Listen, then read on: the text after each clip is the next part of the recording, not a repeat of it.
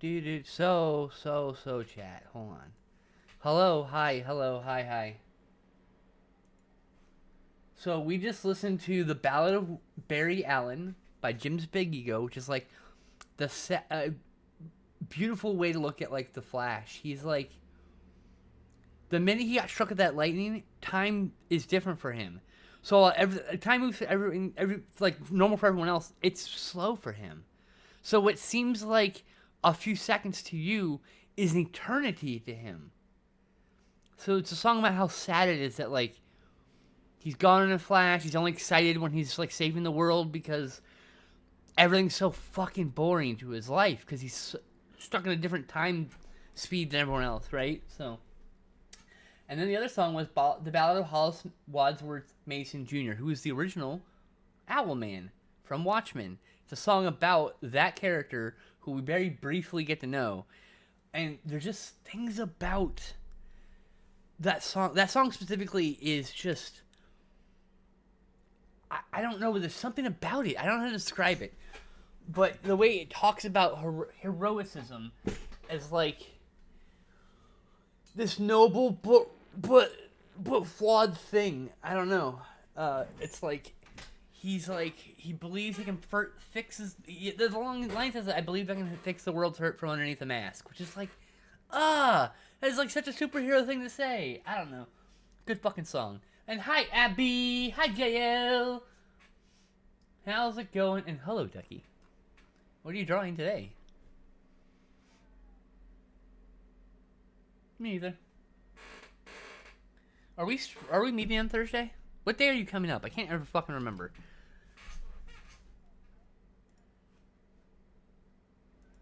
Okay, you'll be here on the 22nd then.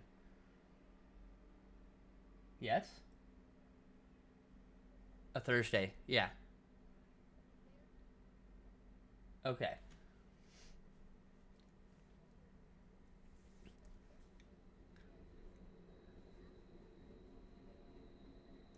Okay, 15th. No. Okay. Tuesday. No. Cool. All right. I've got everything set up finally. Anyway, I have it on my calendars. Cash in person! All caps. As one does, you know.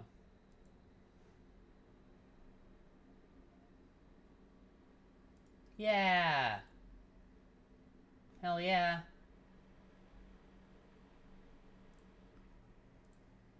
Shots. I gotta close this.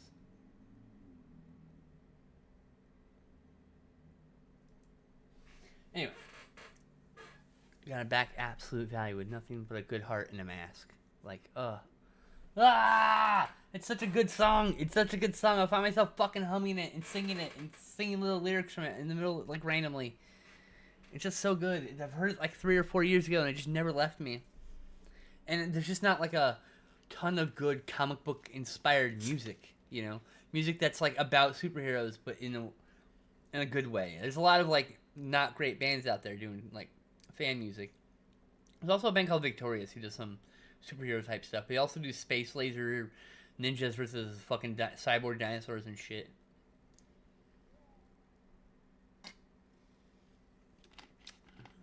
Yeah, there's Victorious, and then where's that other one? Glory Hammer. Both of which are very superhero centric in appearance, but don't always sing about said superheroes. And I need someone who makes like fucking good goddamn music about nonsense like superheroes. And it doesn't have to be a known superhero like Barry Allen or Owlman. It could just be about the idea of being a superhero. It's just I don't know. I guess I should write myself. Unfortunately, I'm not good at music. I'm not so good at the whole music thing. I'm terrible at music, though.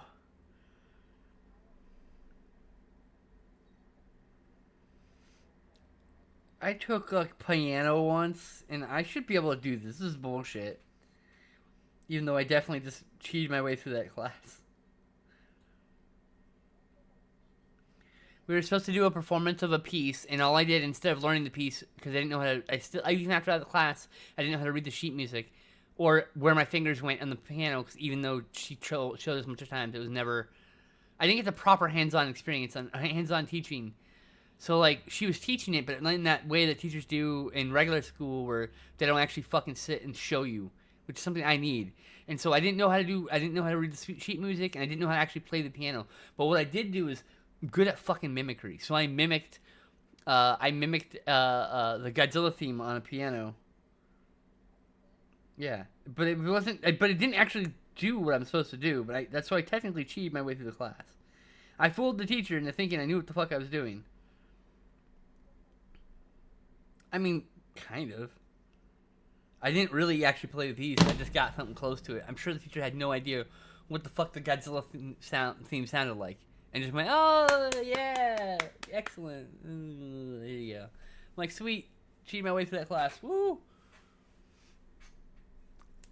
Anyway, I'm not gonna say anything. Let's look like Dragon Ball fan art. Nothing. I didn't say shit. Nothing. Absolutely nothing. You just keep going. Just keep doing your thing. I know, it's just coincidence, but it's just cool.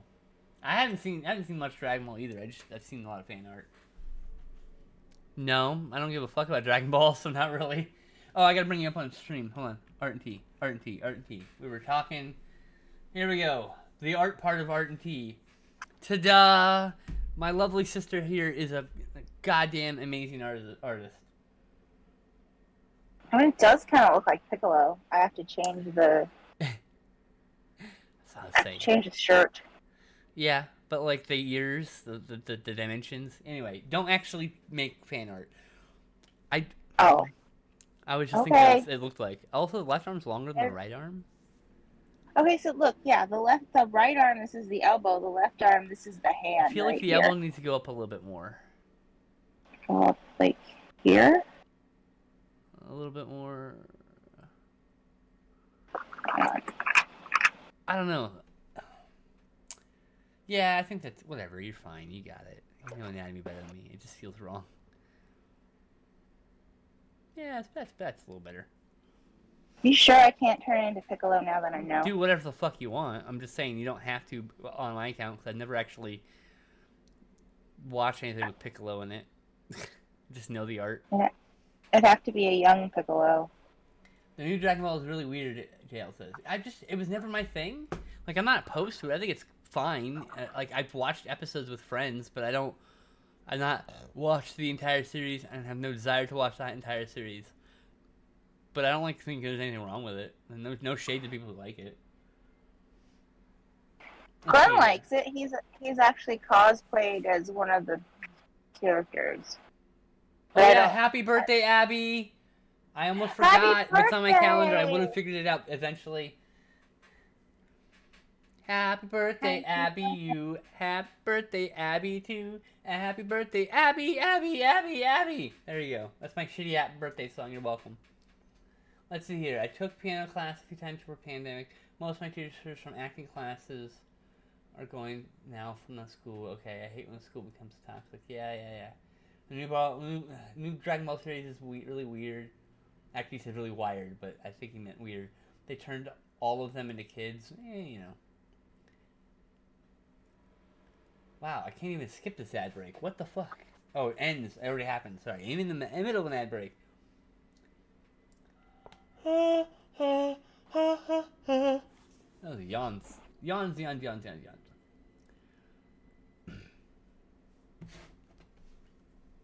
There you go.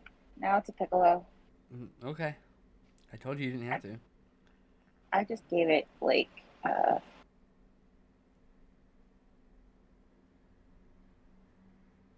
mean, it's not a very... I think it needs to go.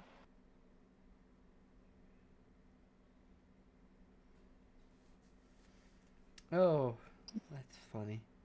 I like turtles, and turtles like me. Turtles are so cool, and turtles are so free. Dancing turtles, that ain't me. Turtles.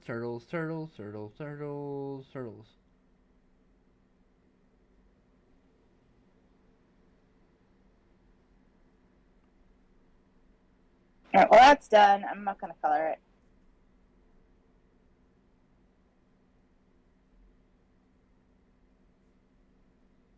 do. It's done. Okay, actually drawing something.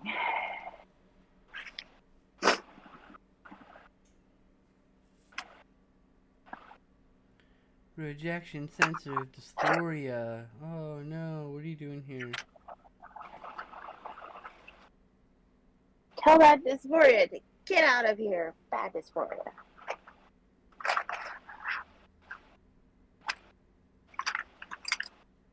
I have to switch pencils.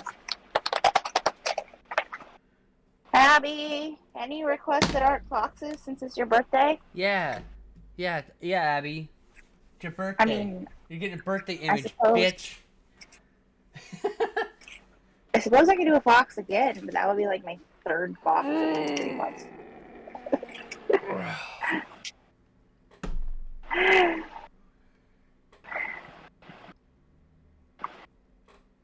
At what point do I get to hook myself down an elevator shaft or walk into the ocean? Do I get to do any of those things today? That'd be great. A red panda. Can I just walk into the ocean today? Am I allowed to just disappear forever from the earth? I would prefer you didn't. Hmm. I'm gonna come see you in like 2 weeks. I know. You really gonna miss out on that? It's a long 2 weeks. Oh, you Just can always struggling. walk I'm just yourself struggling. into the ocean. Rejection After sensitive I'm dysphoria comes with a fallout of a huge depressive episode. And I felt like last night I was on the urge of a mental break. I mean, like, seriously, I was like about to fucking lose it.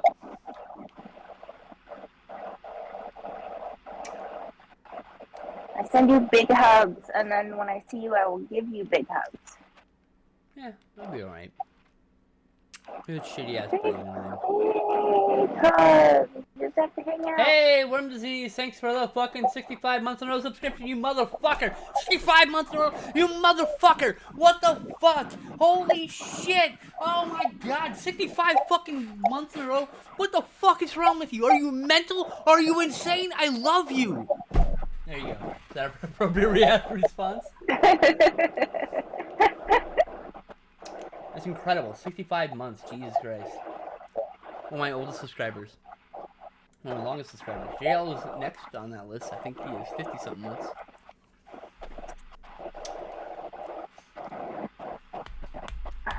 Only. How many years is 65 months in a row? 65 months in years. 5.4 years. 5.4 years. 5 years, 4 months. Are you fucking kidding me? Holy shit. You're only 39 months. Oh, what a shame. That's crazy. That's just crazy to me. Bro, you've been sticking around for 5 years? You're like awesome. Thank you so much. In fact, you know what? You know what? Worm Disease? Do you know what you get for 65 months of subscription? You're gonna get a fucking VIP, bitch. That's bitch. You're a fucking VIP now, motherfucker. Deal with it. What are you gonna do about it? Fucking nothing. Get vipped, bitch. Get vipped, idiot. On some serious fandom. I don't think I deserve 65 months worth of fandom, but I appreciate that someone else disagrees with me. Multiple people disagree with me, to be fair, but... Bow, bow, bow. Drew McIntyre. Oh my god. So, WWE was signing up for CM Punk and Drew McIntyre to have a WrestleMania event. And just the minute... And CM Punk got hurt in his first match back. And then Royal Rumble or whatever, tore his pec again. And so, everyone's just posting these shitty dunk on me, CM Punk memes on the internet. And fucking Drew McIntyre replies to the WWE's Get Well Soon post with a laughing image. And then his fucking header is a taunting image of him laying on the ropes staring at CM Punk. Like, wow, what a king. What a goddamn king.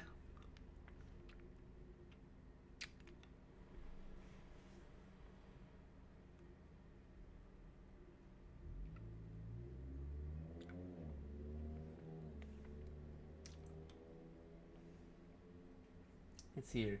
I don't watch WWE anymore because I have no one to watch it with. Yeah, you know, I don't watch WWE anymore because they fucking had a whole culture problem of fucking rape. And then also, they made a deal with the Saudi Empire. I'm good, bruh. Y'all have fun over there. I got AEW. It's got its own fucking problems. It's got its own problems with backstage culture. But, like, fuck, man. I don't know. They have queer people on their roster that actually get to be queer on TV, unlike WWE. Or, minus Rhea Ripley, the exception to the rule. Yeah. JL, Cody versus Roman Reigns. Do you think Cody's going to win? I don't think Cody's going to win. I think they're going to fuck over Cody again. I don't have any faith that they're going to let Cody win. I have zero faith in it. If it happens, I'll be the happiest dude because Cody deserves that shit. He's a hard-ass worker. Anyway, I watch AEW now, though, so. We got our own problems with sex pest, alleged sex pest, Chris Jericho. I gotta say alleged. Well, I should say it's an alleged rape problem, but I mean, you know, enough women come forward saying that shit happened to me. Some of the details strike something like definitely something that Vince McMahon would do. This man is always giving me weird, gross, psycho man vibes. So, well, Punk can't win the Rumble because he tore a bicep. JL, he is injured. He got in there, he did 2 moves, he tore his bicep, and he laid on the mat for 2 fucking minutes. 2 fucking minutes. He should win now after he got injured. Should he one-armedly throw everyone over the rope and still win somehow? Come on. He's fucking injured. So no, he shouldn't have won, because that would be a worse problem than just having someone else win.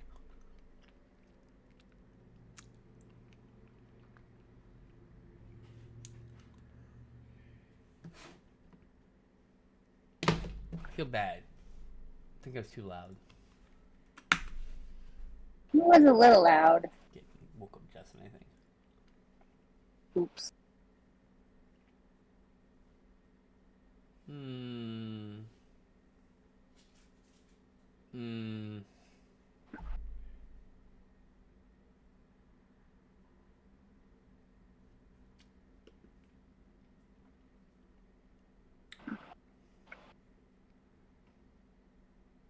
And also, what a weird world we live in. WWE got sold. Fucking The Rock is now on the board of directors. Like, what is happening in this world? I'm in the wrong goddamn universe. I woke up one day and the whole world's gone fucking insane. It just took one day for you? I woke up and everything was crazy, yeah. Oh. And there were like more allegations and there were like all this other shit. I'm like, what the fuck? What the fuck? This world's crazy. There's a lot of crazy in the world, but that's just like a thing I didn't. Of all the things on the 2024 bingo card, none of them were that. Not a single one of them were any of those things. That's all I'm saying. Could not have expected that when I woke up. Like, wow, okay. I guess everything's gonna be different now. So what? Alright, I got a hole in the side of my shirt. Oh, there's a hole here. Ah! This is a pajama shirt. I think I have one here too somewhere. Morning, sorry if I woke you. Morning. No, I gotta get up for the Potential thing. doctor's appointment. How's it smell in here? I Febreze the fuck out of everything. Okay. Does it smell like Febreze at all? Can you tell? Yeah. Oh, good. That means it strongly smells like Febreze. Remember I have to go to the doctor's appointment. What's that? Doctor's appointment? You remember that? Yeah, someone's coming to the house to look for black mold, too? No.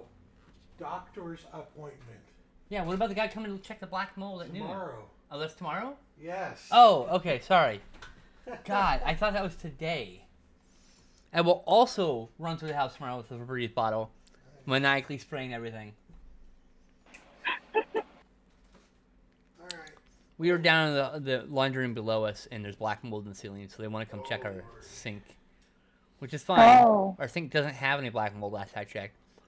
But They the check. plumber guy is definitely going to know better than I do. So he's going to go look at it anyway. Fine with me. Would not be shocked if they fucked up the installation of our dishwasher and that's what's causing it. Since they fucked up the installation of my dishwasher. And it's like, well, oh, that weird angles to make it start. Because, like, when you install the dishwasher, you're supposed to, like, level it off so at the top it sits right and the sensor it doesn't get tripped or uncrypted. And it doesn't do that. So when I hit start, it gives me a countdown, and I have to lift the door a certain way at a certain angle that the sensor triggers as being okay.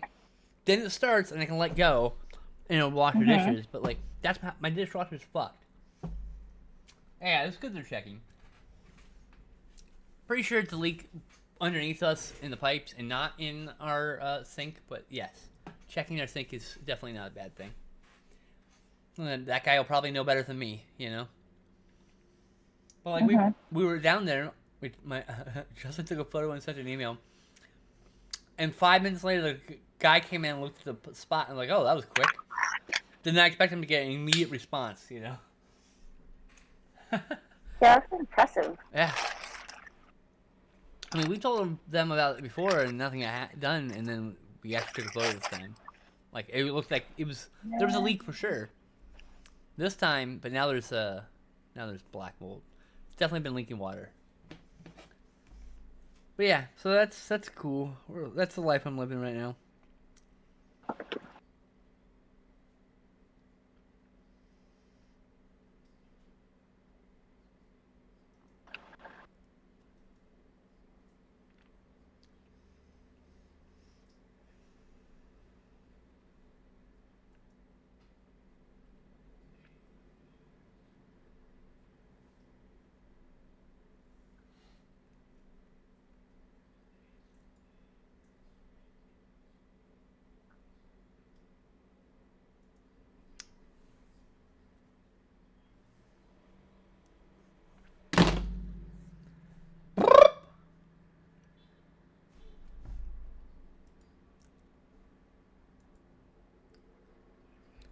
Meow, meow, meow, meow, meow, meow.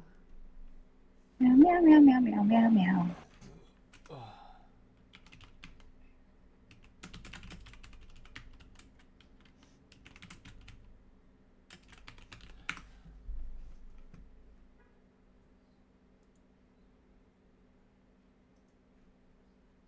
Start off with the saddest thing you know, and then you've got your audience, and then it's all your show.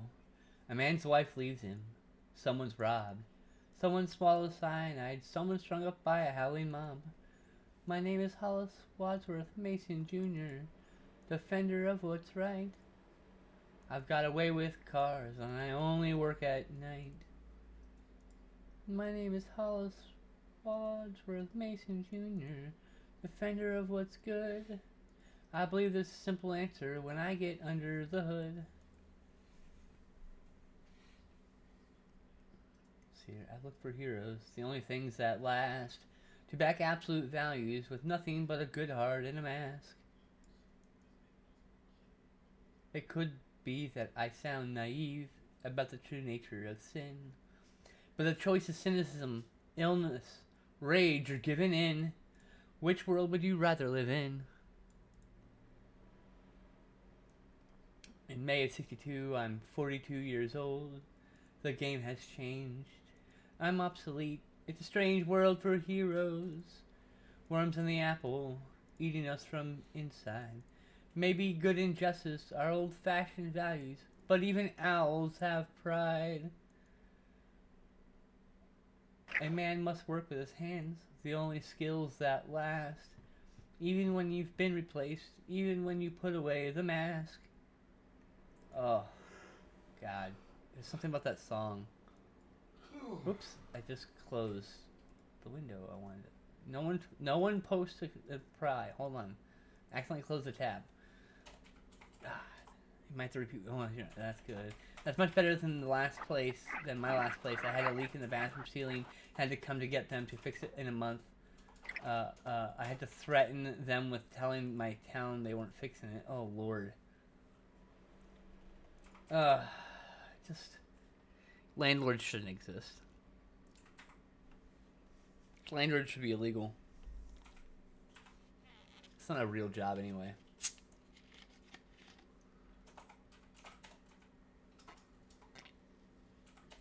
I don't have any problems with this place, like, other than, like, The paper thin walls and the loud outside, like, that's nothing the fucking building can control, right? Like, it was made in an era when there wasn't so much loudness.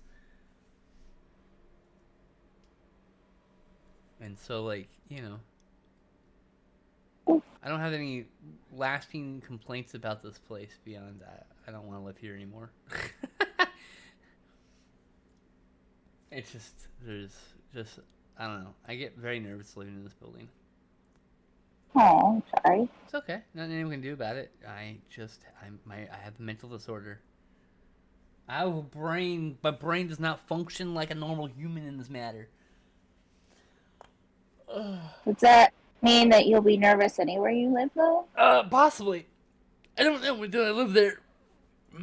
It's just a really old building, like a 100-year-old building, and that makes me nervous. If it's too new or if it's too old, those things make me nervous, and I don't know why. It doesn't make any sense. It's not logical in any way, which is why I don't let it stop me from moving into a place. It's just like I don't know why. I don't know.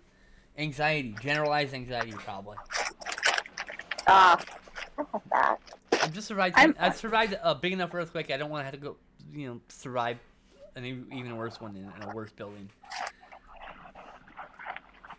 You know what I mean? Thankfully, Yes. I'm out of the volcano zone of spewing 500 mile an hour burning hot ash that will kill you in a second. I'm out of that range, so I'm safe from the volcano. So I'm not really worried about the volcano because The volcano is spewing ash. even if it spews ash, the ash will not burn me by the time it gets here. If it spews ash and you're too close to it, it's 500 mile an hour ash cloud that will just fucking kill you. You can't outrun it. You can't survive it. You just die. Like, no thank you. Which volcano? Any volcano. Like, volcano that's here. There's a volcano here. There's 3 of them. 3 volcanoes here. What do you mean, which volcano? That's what I meant. Which one's And spewing it doesn't matter ash? which one, does it? Well, kind of matters to me. It doesn't I'm matter curious. to me because none of them are close enough to hit me. So if it goes off, I'm just leaving. I'm just going to go somewhere else before it gets worse. I'm not going to sit around and wait for the lava to come reach me, you know?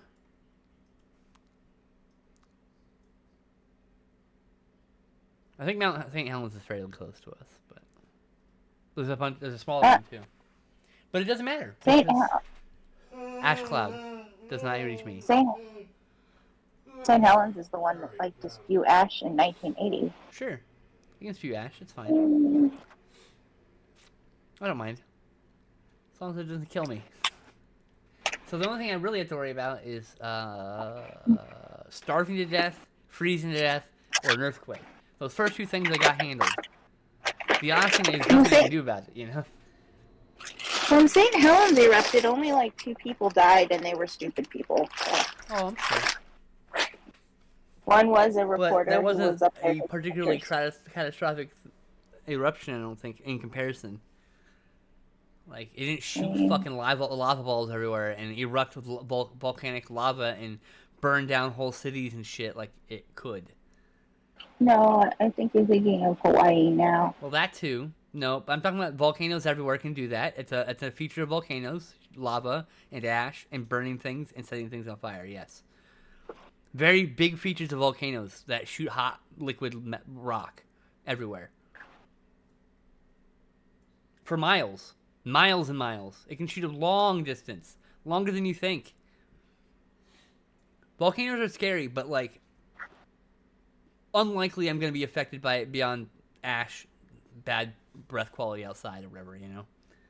I mean, half my family lives on a volcano that's erupted multiple times, and they're all fine, so... Sure. Do I look... Hold on, ma'am. That's great. But do you know my kind of luck? I'm not going to tempt luck. I'm not going to go anywhere near that fucking volcano. No, thank you. I'm good. I've got senses about me, and no thank you.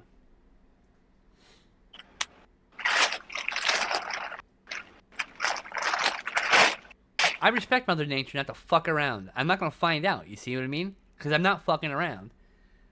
People fuck around to find out with nature all the time, but guess what? You don't see me wandering around the fucking woods like an idiot.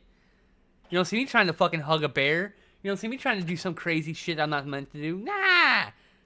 We built a fucking building for me to live in. I'm going to live in it. I visit the woods with friends. I don't live there. I'm not gonna move there. I'm not gonna wander through the woods aimlessly. Some people freaking had no fear of the woods. You go too far deep in the woods, close your eyes, turn around, you won't find your way home. You just won't, unless you luck out. Like, just close your eyes, spin in a circle in the middle of the woods, and then try to find your way home. Unless you have specific training, you're probably not going to do it, you know? I think you needed my 6th grade survival class that was mandatory. Yeah, I'm sure you remember anything about it. Do you remember how to survive? I remember to eat chalk. Okay. They tell you about like moss that grows on trees and only on certain directions, but that's not true because some mosses grow on both sides of the tree. This is Washington State. If there's moss, it's everywhere, dear. Exactly. But That's what I said.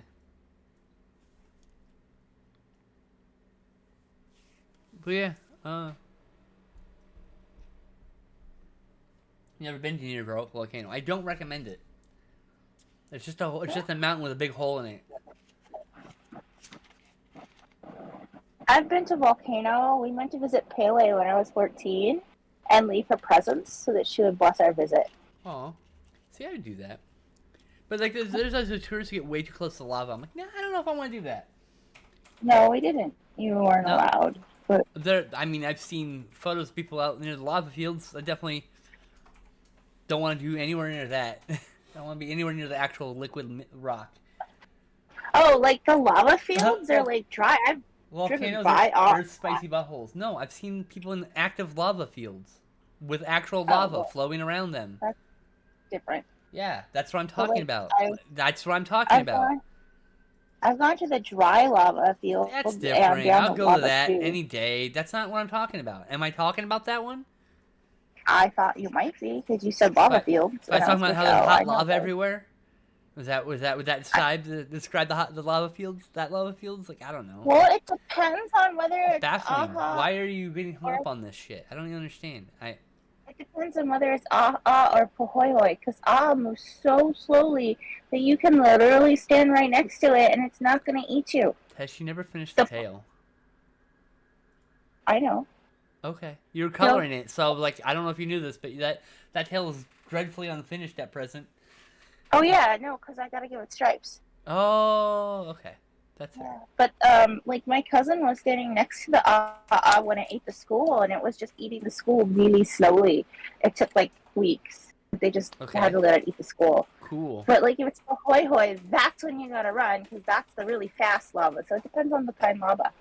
I think any volcano can produce some hot, fast-ass liquid rock, but that's fine. You know what I don't do? Not gonna tempt fate. Not even close. Not gonna pretend I'm cool enough or prepared enough. I have no hubris about the matter. I stay the fuck away from the lava, active moving lava. I'll go to the dry lava fields. That sounds cool. That sounds like a really cool thing to do. I'd love to do that. I'd love to go to the volcano and leave an offering, but I don't have any interest in being anywhere near active lava flow. Any of that shit. I mean, you have to go to the active part to leave the offering for Madame Pele. Yeah, but you go put the present. I'm saying right here. You go do the present thing, the offering. Excellent, thank you. I've already given her my present. I've already given her my present. Yeah, you have to give her my present now. Nah, you have to give her. She won't believe it's active. Yeah, then she don't need a present. She's got plenty.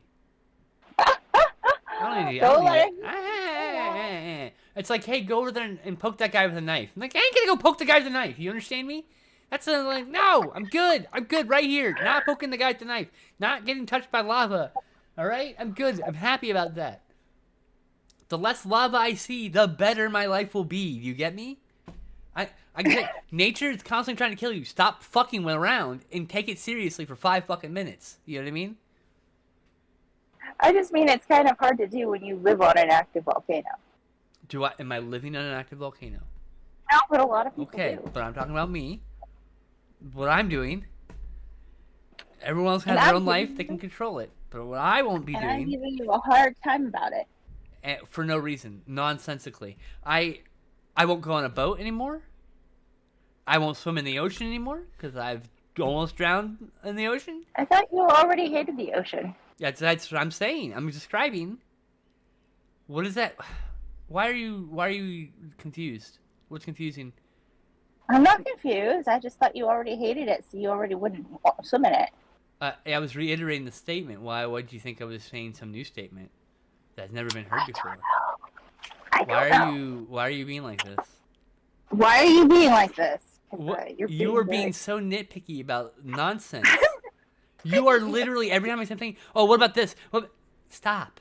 I'm talking about the ocean and how it is something I will not go into anymore. That's all that matters. That's it. I just thought you wouldn't go into it in the first place. I didn't think you Oh, I've would been go on into it boats and I before. swam in the ocean and I almost drowned in the ocean and I'm never going on the ocean again. They're like, hey, you want to do a cruise? Nah, I'm good. I'm good. I might fly up over the ocean with a plane. Maybe. But I'm also very terrified of flying. I love adventures. You know what I don't like doing? Pretending I know what I'm doing in the woods. Or pretending I know what I'm doing in nature. If I go into nature, I'm extra double, triply prepared. I refuse to just be like, hey, sorry we had to call emergency services. We only bought one bottle of water for some stupid reason. Or, oh no, we went someplace we weren't supposed to because we ignored the signs. I will never ignore the danger signs. I'm sorry. Never. I won't go snorkeling. I won't go in the ocean at all, thank you. I don't give a shit how safe it is. Because the minute I go in, the freak occurrence where a fucking shark shows up will happen. Or worse. You know what I mean? Like, the thing is I have what's called good bad luck. I will survive a bad thing, right? But when I go to a thing, a bad thing will happen to me. So if I go to a volcano, the volcano will erupt. I might survive it, but the volcano will still have erupted. You get me? I ain't fucking around. I'm not fucking around with nature. No, we don't go into the woods. We don't. Look. If you don't got a running water toilet for my ass to sit on, I ain't going to it. I can't. First of all, just can't. Body won't allow it. I don't know why this one picks up the ink, but it does. Interesting. Yeah. But yeah, here. Earth ate too much Taco Bell, and this is what we get. Volcanoes are Earth's spicy buttholes. That's hilarious. You have PTSD about going outside. I have PTSD about a lot of things. I just have agoraphobia, which is not related to my PTSD.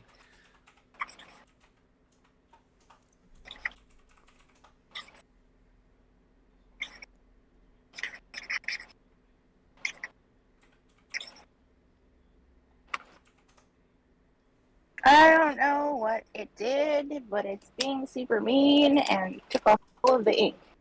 Oh. So. I'm also very nervous being in the tsunami zone, which I'm very much in the tsunami zone. Man, The news is our building has the way our building is like, I'm on the second story, but my second story is equal to the first story. But there's a literal gap between between the sidewalk and my building. Like, I can't just walk out my window. There's a fucking fall straight down. So if a tsunami happens, it's more likely to go in there and not actually into my house. Well, that's good. It might also just knock the building over somewhere. Which would be a whole other issue, but It's I think I messed up the 29 where you are? Oh, what's that?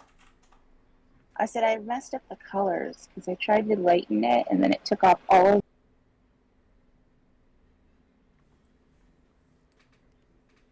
Now I'm sad.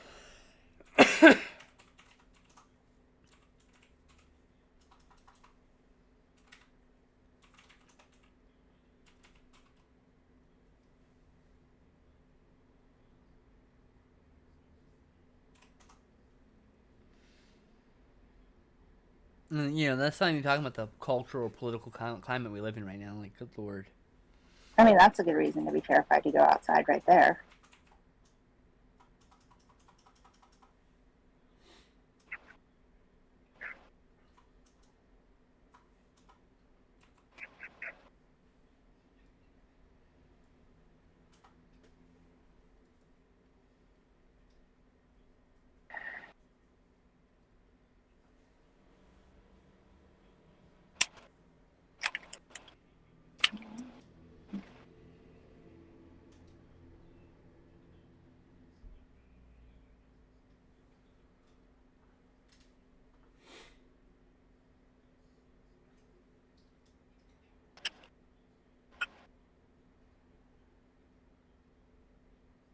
And this is why I left it white.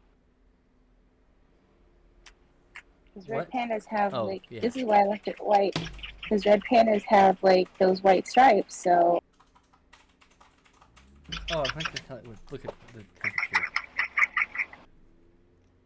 It's like 54 here. It's gonna be 50 in the 50s all throughout the week, and then the weekend's gonna drop to the 40s. That's about it. But good news, I gotta go get weed on Thursday, so that's when the yay! rain stops. So I have to step away to go pee. I'll be right back. Okay.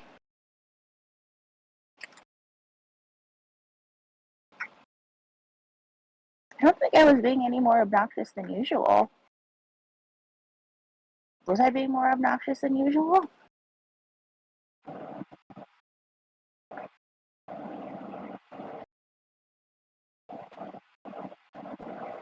Oh, I'm sorry, Dale. We think we might have gotten it at the end of December, but we aren't sure because we were using expired tests to test. And then some of us tested positive, and then some of us didn't on those expired tests. But by the time we realized they were expired to go get like non-expired tests, I think I was pretty much already over it.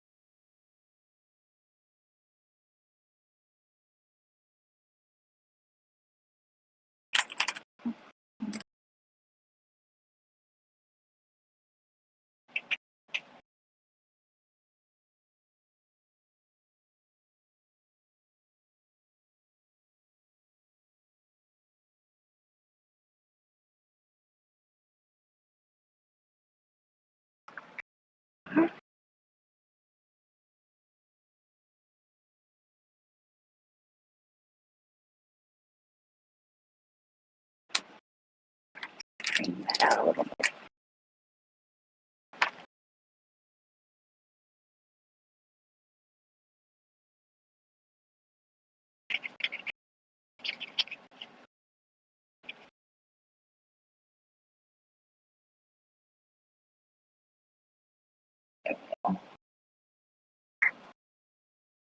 Might.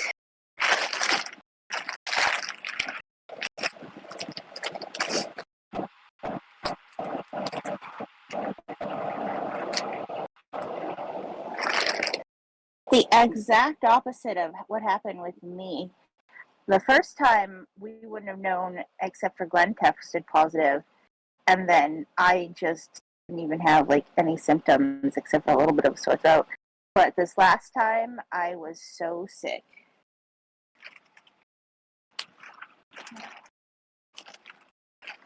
Oh, Sherlock! Hi, Sherlock.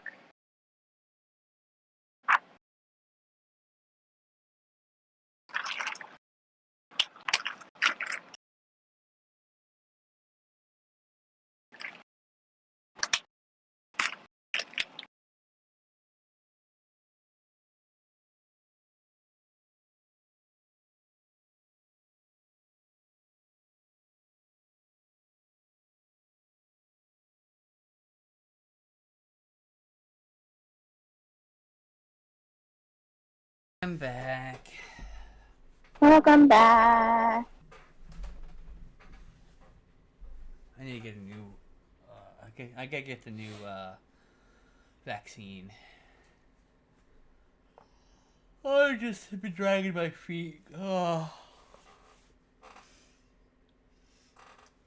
Both times I got COVID were fucking awful, and the second time really fucked up my lung capacity and my ability to do things.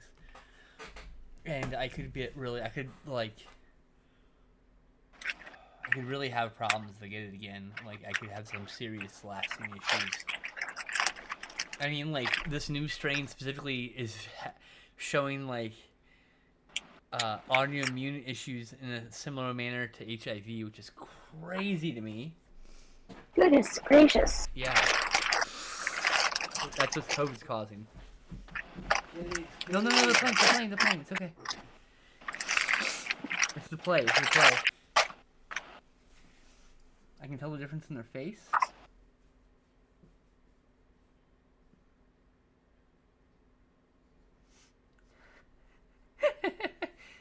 The cat flinched at nothing. Perfect. Very of your cat. Don't glare at me, babe. You totally fucking flinched at nothing. Hi, Sherlock. Come on. Both of you chill the fuck out.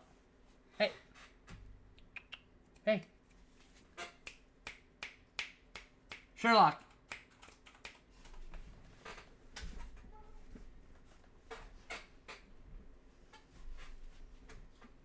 The only one who was not thinking it was playtime was Sherlock, apparently. She started bristling versus they were playing at first. We're like, they're going, wah, wah, wah, wah, wah, wah, wah, wah, wah, wah, and then Sherlock got really defensive suddenly. Okay, come on, girl. Meanwhile, Justin's cat just chilled. She's like, yeah, okay.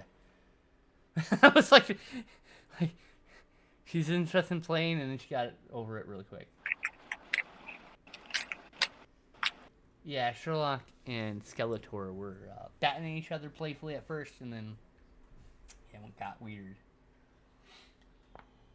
Oh yeah, you look like CVS or something. There you go, Abby. Red Panda. Happy birthday, Abby. Here's your my panda. Look at how cute they are. Look at the eyes. I have to say, your Red Panda drawing ability has improved greatly. Well, that's good, considering I've only drawn 2 in my entire life. But look at the evolution. The right one's the earlier one, the left one is the even better one. You see? This one was supposed to be a cow. A cow? Yeah, remember I tried drawing a cow and I messed up and that turned into a red panda? No, I don't remember that at all. That's Oh yeah, I tried drawing a cow and I messed up and it turned into a red panda. I don't even know how that happened, but yeah, that happened. That's funny. But yes, it's much more fluffy now. So cute! Look at that poofball body. Look Fluffy at that tail, booby fluffy face. tail. Yeah. I want a See, this girl is- fluffy tail. Why I left the tail white. See? Yeah, I see. Alright, now what? That's fine. Draw a beetle. A beetle. Yeah, some beetle. You never draw Okay. insects, so. Still don't know. When's the last time you drew? Oh, other than butterflies. And that I drew like a really long time I do not ago. remember you drawing any ants. Oh. Was that I on the was- show? Yes, it's in this book. Maybe not Oh. this book. All right. I I had just a don't remember it. spider that I To be drew. fair. But spider's not an insect, but Yeah, it's not. So you can't count that one. nope. Oh, here it is. That's an ant.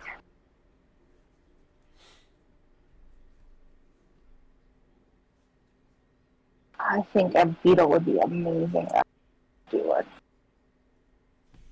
Let's go Google some beetles. Okay, let me write today's Type date. in some sort of green beetle. I don't know. Oh no, a blue beetle. Make it a blue beetle. Blue beetle. Better not get a Volkswagen. Blue beetle. Get a bunch Alright, of let's see what they look superhero like. stuff. I got a bunch of hero stuff. Animal. Animal? Not anime. Animal. Blue beetle. A blue Bug. beetle animal. There you go. Alright. Does it Ooh, look so like some shiny. scarab? Oh, blue scarab. That's what you want to do. A scarab. Ooh, a blue. Alright, Blue scarab. blue scarab. Scarab. Scarab. Beetle.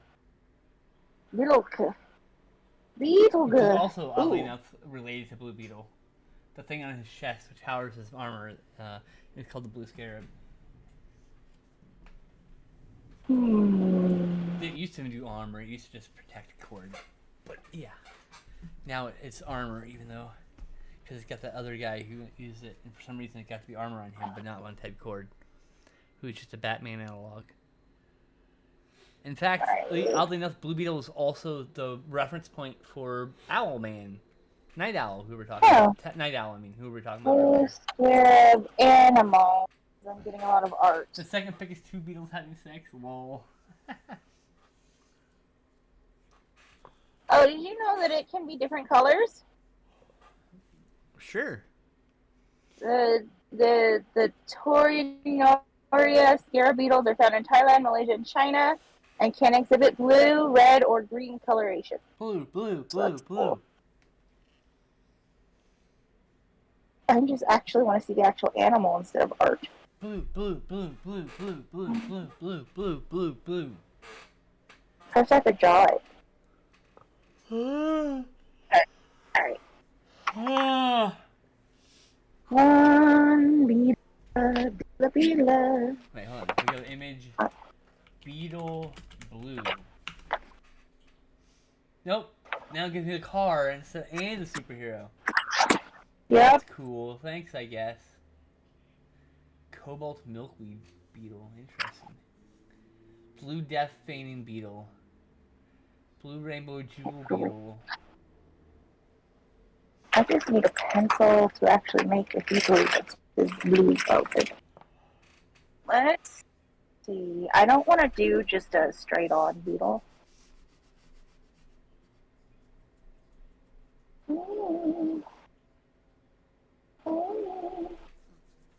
Meow. Meow. Meow, meow, meow, meow, meow, meow, meow. Meow, meow, meow, meow, meow, meow, meow, meow, meow, meow. Meow, meow. Meow, meow, meow, meow, meow. Meow, meow, meow.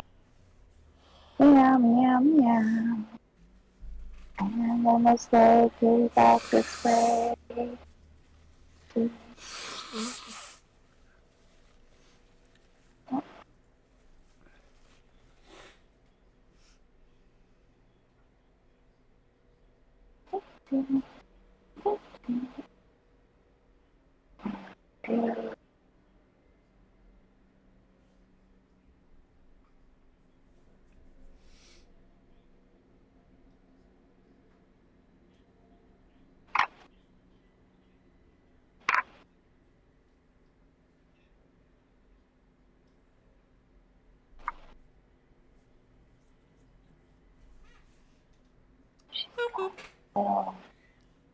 So I bought candy and I bought soda. I bought Reese's peanut butter cups specifically, and they shipped the Reese's peanut butter cups in the box with the 4 soda packs. So they got smooshed. I got crushed horribly. Why would they do that? Oh, that's the beetle having sex photo. Oh, hey, that's hilarious. Not drawing 2 beetles. That's too many beetles.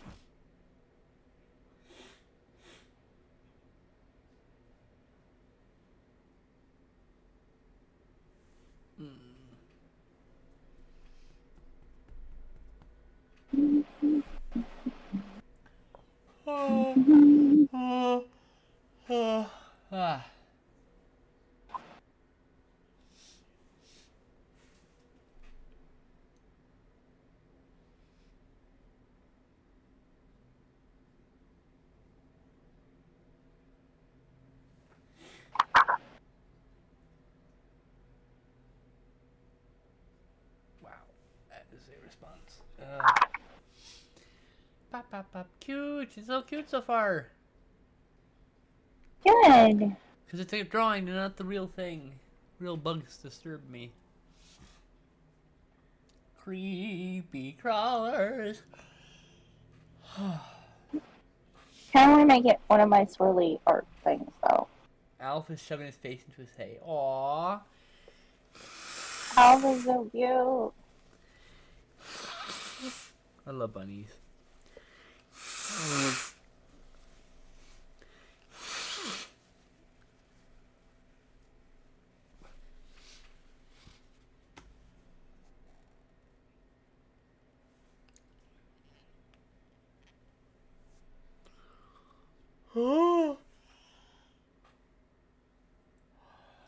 Yeah, same. Drawings of bugs are amazing, but real bugs are scary. Yeah, exactly. You see, someone gets it.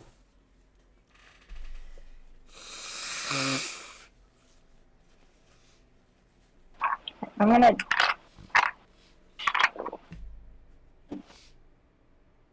You're gonna what? switch to ink.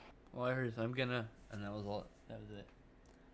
Oh, I'm switching to ink to do the body because I'm gonna do it with my swirly art. So Oh, cool.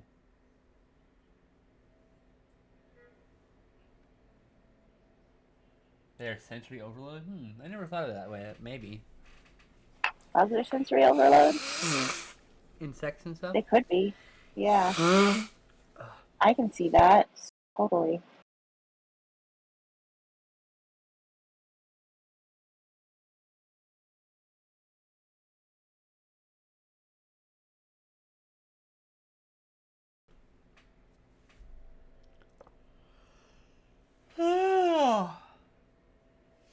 They make so much noise, and the feeling of crawling your skin. Yeah, the crawling feeling is not good. Oh, so I watched some movies this week, and Well, yeah. I watched. What did you? I watched Mammoth from 2006, which is a sci-fi movie, but like it's actually really good. By good, I mean it's funny, whether intentional or not. Oh. Some of it's really intentionally funny. Some of it's not intentionally funny. Mm. Then me and Justin watched The Bone Collector, which was mediocre as fuck. And then we watched Fast and Furious Tokyo Drift, which is mediocre as fuck as I remember it. Then we finished the last 3 episodes of Ultra Q, and I love that show. I adore that show. You should check that show out, especially if you like giant monsters and or sci-fi shows like The X-Files, because there's both those things in it. Then we watched The Loveless, which was Catherine Bigelow's first film, also starring Willem Dafoe, and strange movie. Then we watched Shadow of the Cat, which is an adaptation of Edgar Allan's Poe the Black Cat. But different and changed, and it's really fucking good.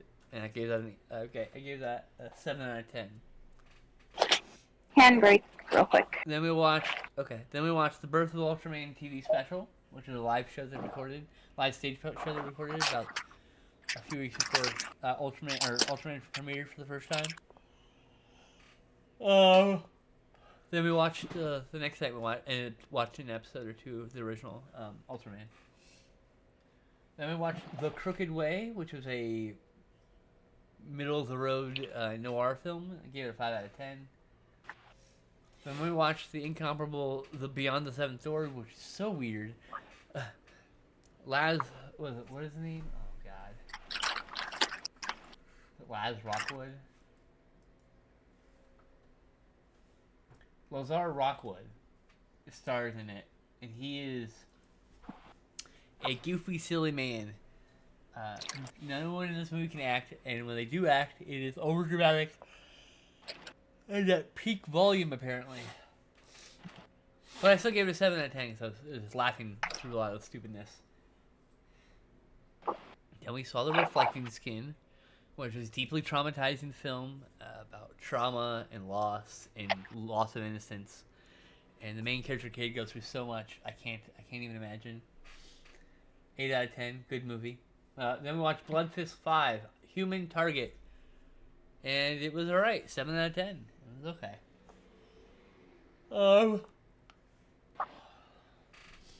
Then with some other friends last night, I watched a movie called Dot the Eye from 2003 that was, I don't know, not good. Just really not good. And a whole bunch of yikes.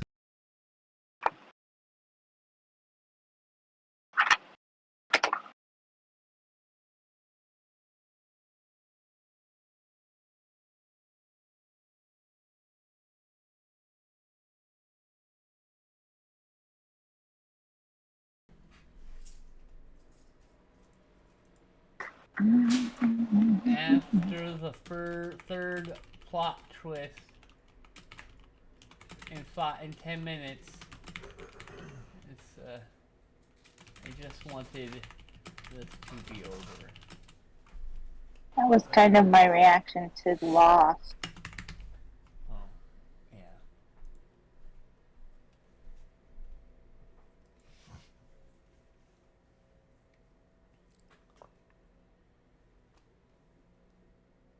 Huh.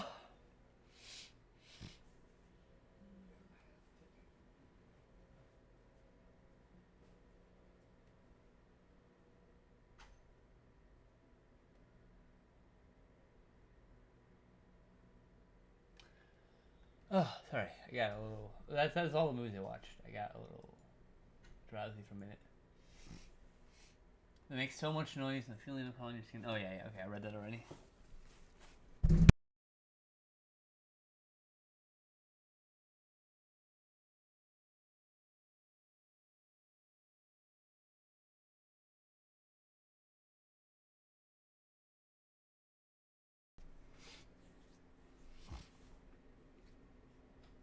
I like turtles and turtles like me.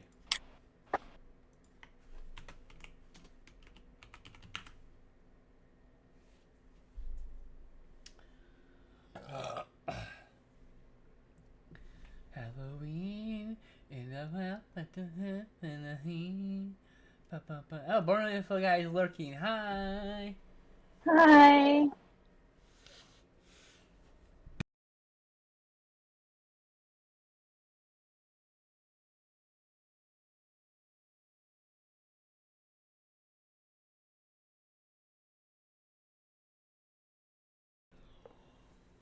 Oh.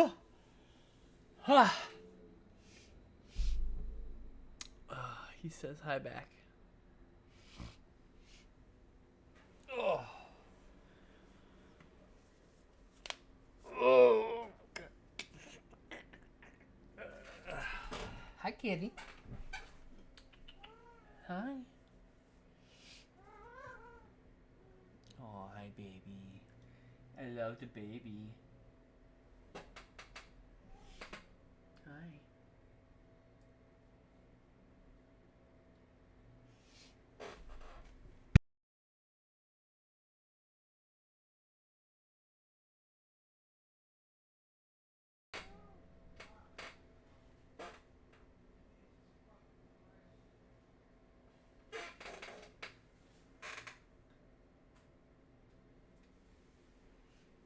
Sorry, baby. You got a little thing in your eye. No, stop it. You can't chew the cables. I don't care what the other cat gets to do. She's not supposed to do it either. Why she can do it? She doesn't. We yell at her too. Sorry, I didn't mean to bonk you in the head. Cables. What'd you say? I said, cables. Oh. That's the spicy spaghetti we all none of us wanted. It's like Cesium salami. No.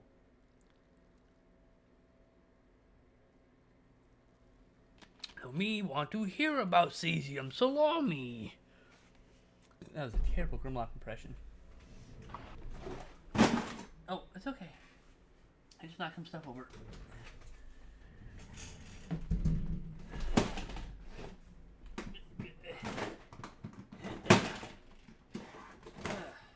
I have a Blastoise. A Blastoise? Peach Pepsi, I don't have a turtle emoji on Twitch, and I said I have a Blastoise. I should get a turtle emoji, huh? Yeah. I should get like a dancing. I should get like a dancing camera like, thing or something. I don't know. Camera is really neat. Camera is made of meat.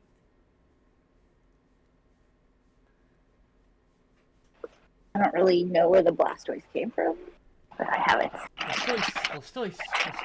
Probably a hype train thing. Mm. Yay! Peach Pepsi has him too.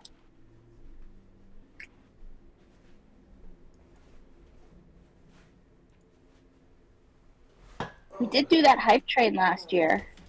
Maybe it's from that. No, I think it might be just a default because I just able to do it too. Oh, okay. Probably part of some sort of event.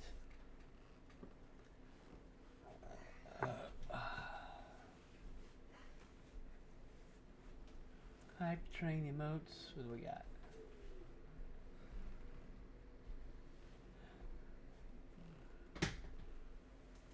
Ha ha holidays. Streamer love.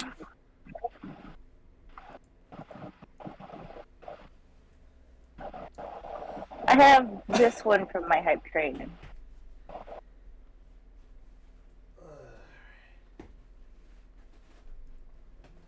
Stream with pride. Stream with pride.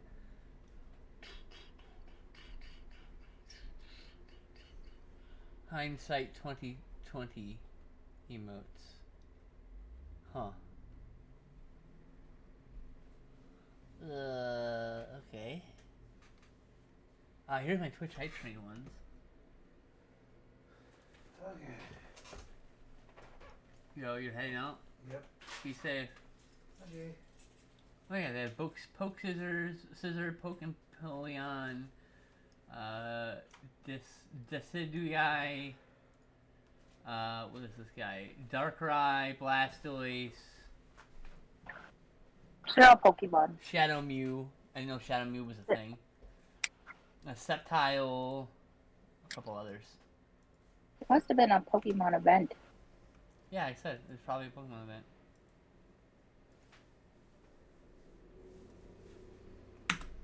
Hey Julie, welcome.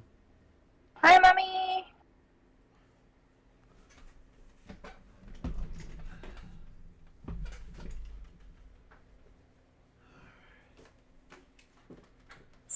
Gamera is really neat. Gamera is full of meat. Oh, Gamera is turtle meat, excuse me. Gamera is really neat. Gamera is turtle meat.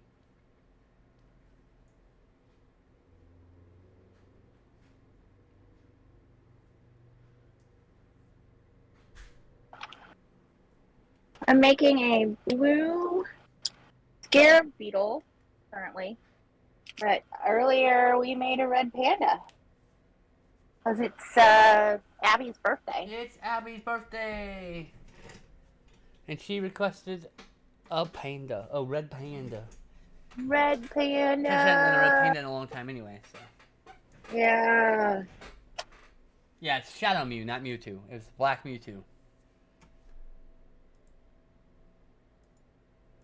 Here, I'll post all the Pokemon ones, including Shadow Mew.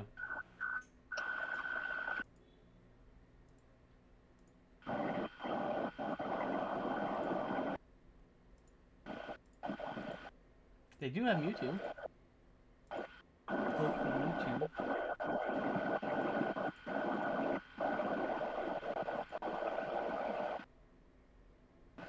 I have a bunch of spaghetti, which is weird. See? I lost my spot. 1 second. Here's all the Pokemon ones.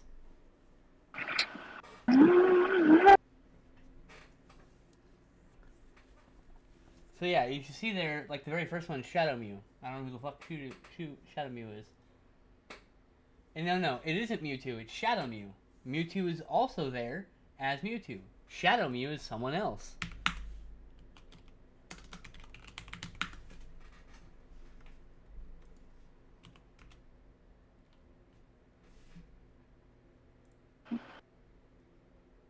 He's apparently a Pokemon Go character.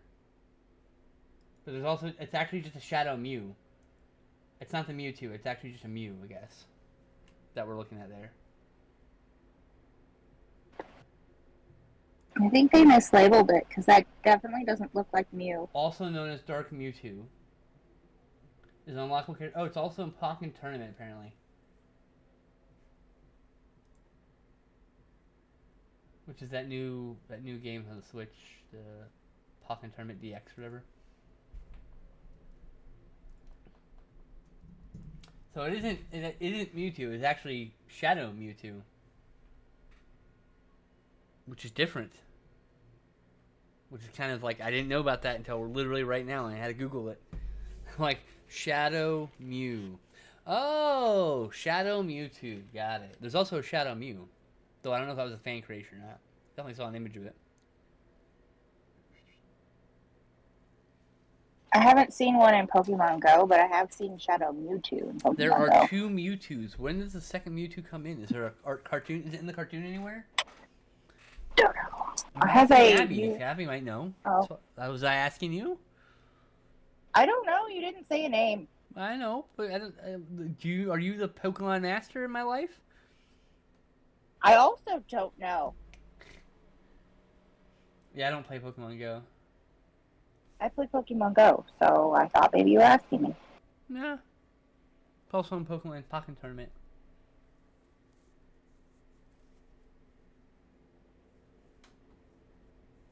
Which is different from Mewtwo, correct.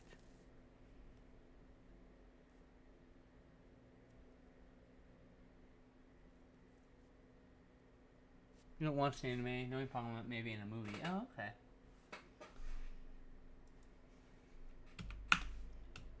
Shadow Mewtwo movie? Okay, so is Shadow Mewtwo actual canon?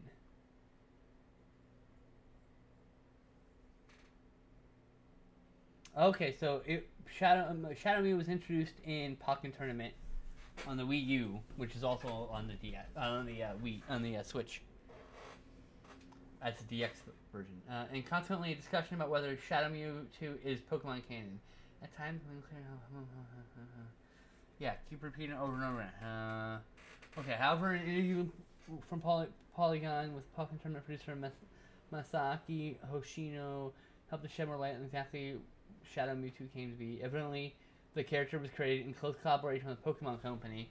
Of course, this is and of itself doesn't necessarily correlate whether a character's canon. There have been plenty of weird collaboration crossovers in Pokemon history. Hoshino made it clear that he isn't quite certain whether the character will reappear in the series proper moving forward. Interesting.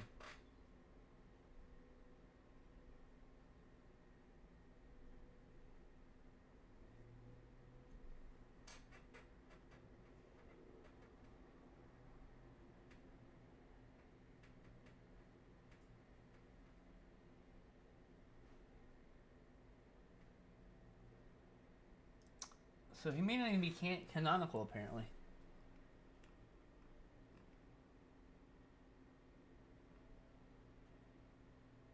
Pokemon that eat other Pokemon? Oh. Popsicles. Air Val Pokemon Cologne? Holy shit, I want Pokemon Cologne.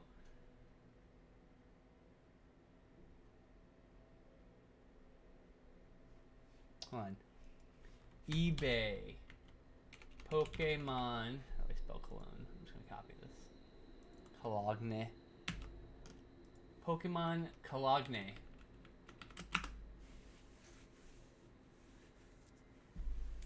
No, I don't mean a card. I want a real thing.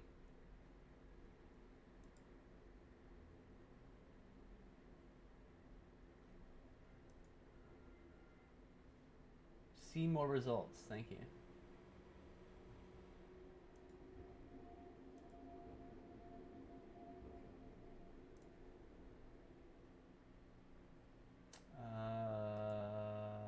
Collectibles.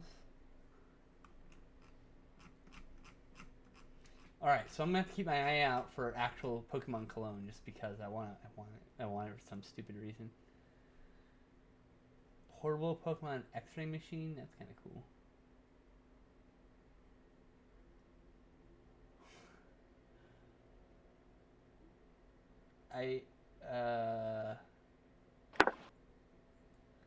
They did a Post Malone Pokemon Day concert in 2021. What the hell? Interesting choice.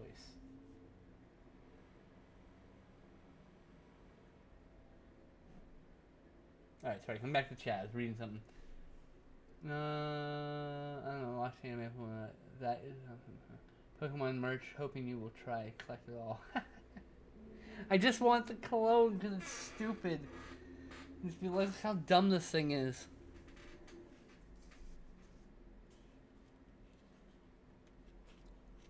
Like, I have the VHS for the Ninja Rap from Vanilla Ice.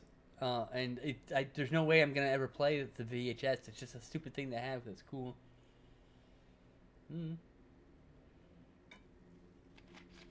It's a fun talking piece.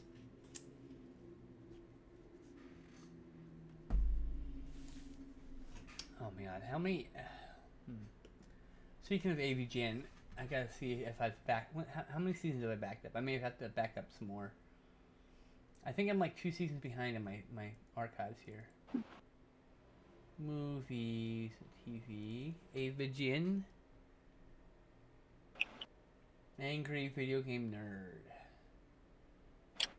Season 16. Okay, so YouTube...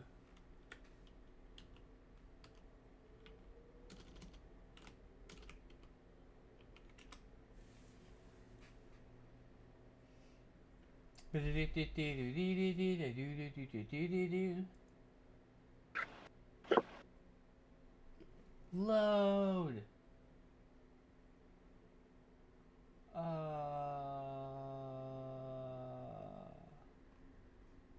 There it is. 2 hours, 20 minutes. Copy link. Go to my file program. File downloader and put it here. Excellent. 11 gigs. Whew. That's a big old file. Like, to put it in perspective, season 16 is only 2 gigs.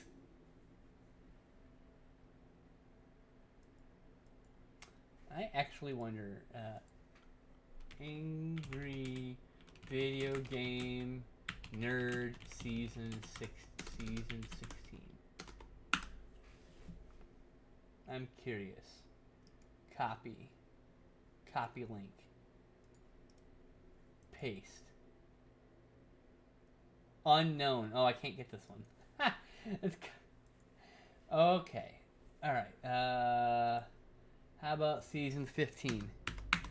Is this one higher than the previous release? Did they change something about YouTube? 4 gigs. This one is 4 gigs. Which is bigger than my 2 gig rip. Huh. I might have to go through and double check all these rips and see if I can get higher quality rips from some of these.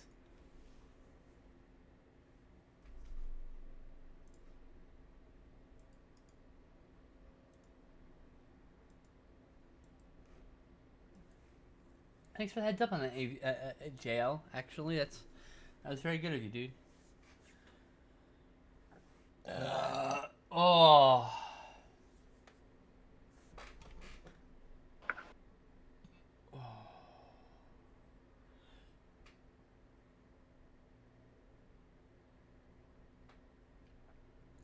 So I like to download the complete season, like, collections to watch back later.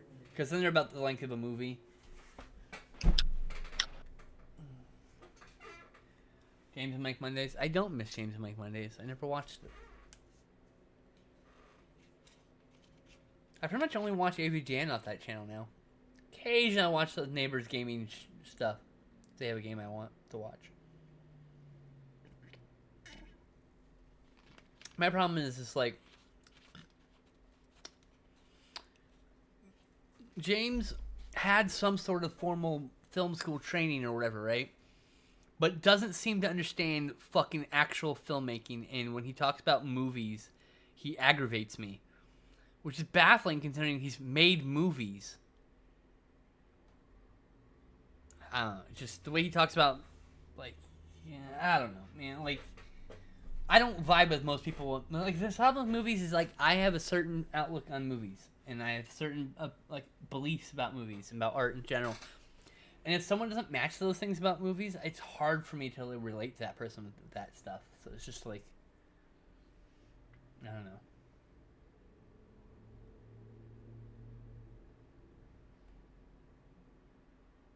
It has been the hardest thing about dating is I'll be like on a date, having a good time, and they will just have the worst fucking movie opinions I've ever heard in my entire life. Stuff that actually makes my skin crawl, and I realize I really am probably cinesexual, and that I value like this aspect of pop culture fairly highly. And if someone doesn't match my values, it seems to not vibe with me. Anyway, I'm gonna be alone forever. I've accepted this. It's okay. I'm too picky. If someone tells you think too much into movies, they're just trying to make you feel stupid. And you just remind them that there's no such thing. And that if you... in fact, you know what? As a course of action, if someone tells you that, you should just say, don't you ever say that to somebody. There's no such thing as think too much about movies. I'm not going to sit here and just be a fucking dummy. Oh, I'm just going to ingest the art. It's just entertainment. It's just entertainment, they say. Ignoring all the shit the art is trying to tell you about the life we live. About how things can be better if you just did these things. Oh, superheroes. Yeah. Whoa, superhero. Look at the fucking subtext. No one has any goddamn ability to, like, read the text of a film. Like, oh my god, media literacy is like non-existent with people. And if someone's not media literate, I can't fucking date them. It's frustrating. Because they're just like, oh, I thought it was bad. Why was it bad? I don't know. What part displeased you? Oh, I don't know, just something, the whole thing. We can't have a conversation like this. This is not a conversation. That's you avoiding a conversation with me. I don't want that. I want you to have a conversation with me about art. If you can't hold a relevant conversation about the art, then I don't know. I mean, like, I can't. It's not about every art. Some art I have no idea. Some art I look at it and go, hey, that was about something, but I don't know what. You know, and like that's fine. Sometimes you just can't tell the subtext, and sometimes I don't get the subtext of a movie until someone like kind of steers me in the right direction, and suddenly it all falls into place. And that's just how it is. But like, people don't even think about their art. They just think it's basically the Hollywood has trained them to just accept generic action film after generic action film as baseless, blank, vanilla fucking action films, entertainment. And by the way, I like Marvel movies. I love the Fast and Furious movies, but I also like Yasujiro Ozu and fucking and Steven Spielberg and Martin Scorsese. And fuck, Guillermo del Toro? Agnes Varda, Del Toro, Guillermo del Toro especially, Edgar Wright. Like, these are directors that are doing actual incredible work out there right now. And if you don't think critically about any of that stuff, you'll just be some bland fucking entertainment for your eye holes. I think as a whole, the people here in this country don't really know how to do any critical thinking. Of course not. Already. Yeah. They lack critical thinking skills, so they look at something like political, and they don't realize, they don't understand. Like, I think it's like, my parents can be watching something, and they'll start, I'll come in, and like, to get food or whatever, and they'll start a conversation with me, because they want attention or whatever, and they want to fight, and it's always a political thing. And they'll say one thing today, and tomorrow, if we engage in the same subject, they'll say a completely different thing. And if you bring up that the yesterday was what they said yesterday, they'll say that was yesterday. That doesn't matter. Okay. I'm like, what are you talking about? The history is important. The fact that I can tell that you don't even think about the words you say, you just parrot the same shit you watched on TV, man, that ain't good. That's not healthy. What a sad way to live. Yeah. There's a lot of parroting recently. Or I'm more aware of it. Yep. They don't want to think critically about it, so they'll just parrot something that sounds neat, that matches with their potentially ignorant worldview. And nobody's immune to that. I see that on the left also. I see it everywhere. People just being complacent, letting other people come up with their opinions. It's like, come on, man. Mm-hmm. I mean, school has ingrained in us to be Like, school doesn't teach us life skills. It doesn't teach us how to live. It teaches us how to be a good worker. That's all it teaches you. It doesn't teach you anything you need. You should learn how to cook. You should learn how to drive and repair your car. You should learn how to make things in school. And now you should learn how to take standardized tests so you can be a good fucking robot worker. And consumer. Yeah. And a consumer. And they don't teach you anything, so you don't know how to repair anything, you don't know how to fix anything, you don't know how to take care of anything, so you're at the fucking mercy of corporations and other people move your art up. Oh. You're at the mercy of corporations who will now take money from you because you were ignorant about the situation. I implore you to get a computer. Not a fucking phone. A real computer. And learn how to use it. Because that is something that is completely illiterate in this current generation. They don't have computers, a lot of them. A lot of them just have cell phones. And that's it. And tablets. And they never had a computer. And so, like, I don't know. There's just so much to it. Shall we color this beetle? Yeah. Otherwise it wouldn't be blue, right? I mean, it could be blue in your imagination. Nope, I can't imagine.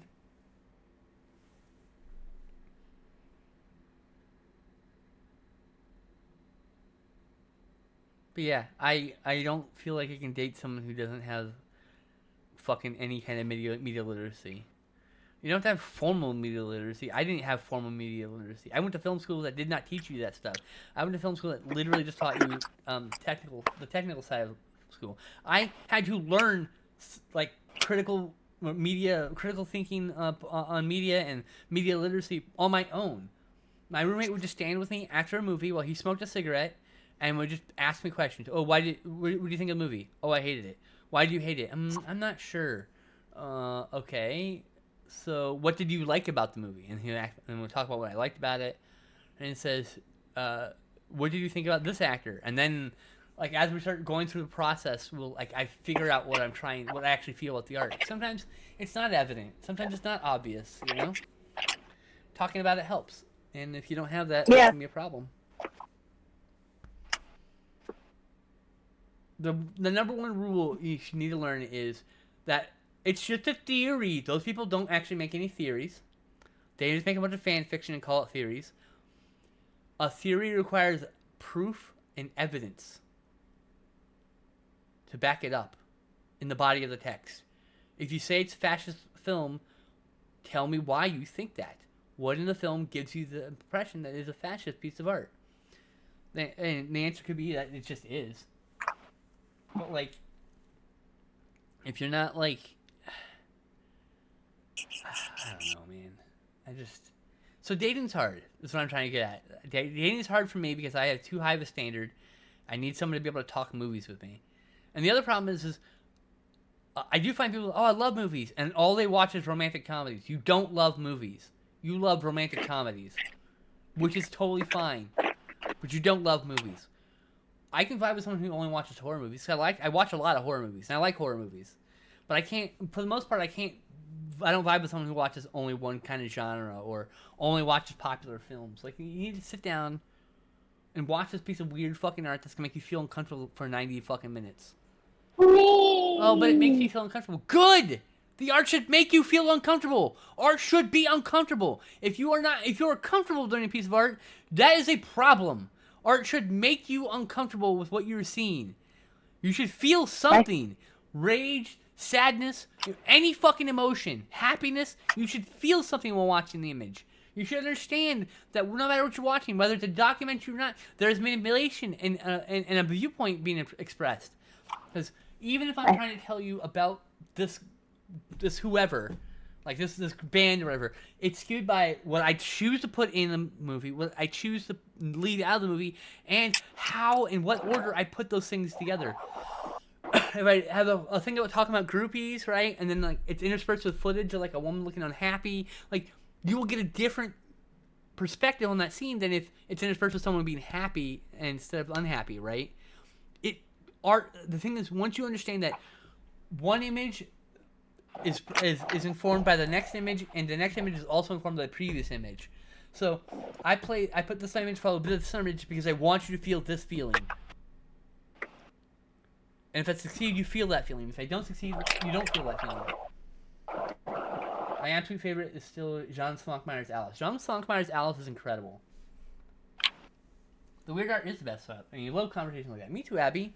The problem is I found too many people who are just not interested in it, and I just want to date someone who just isn't completely stupid about movies. And if they're just starting out and they only know a little bit, I would love to teach you and show you more stuff. But you gotta be willing to learn. And if you don't have any of that shit, man, I can't help you. And then I can't date you. We can be friends, but I ain't gonna date you. Because if I walk into the living room and I've got some weird zombie fetish porno by a director that I'm a fan of, and I want to watch it, and you don't want to watch it with me, bro, we've got a problem. We got a problem. We're not watching this for the porn. We're watching this for the director's art. Sure, it's pornographic. Art can sometimes be pornographic. In fact, queer art is often considered pornographic by the rest of society. So you should, one, gotta get off. You can't be bothered by things like the word porn. Okay?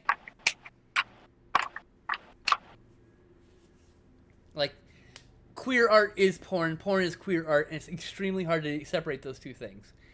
By porn, I mean pornographic, because then it features raw, real sex in it, you know. Oftentimes, not always.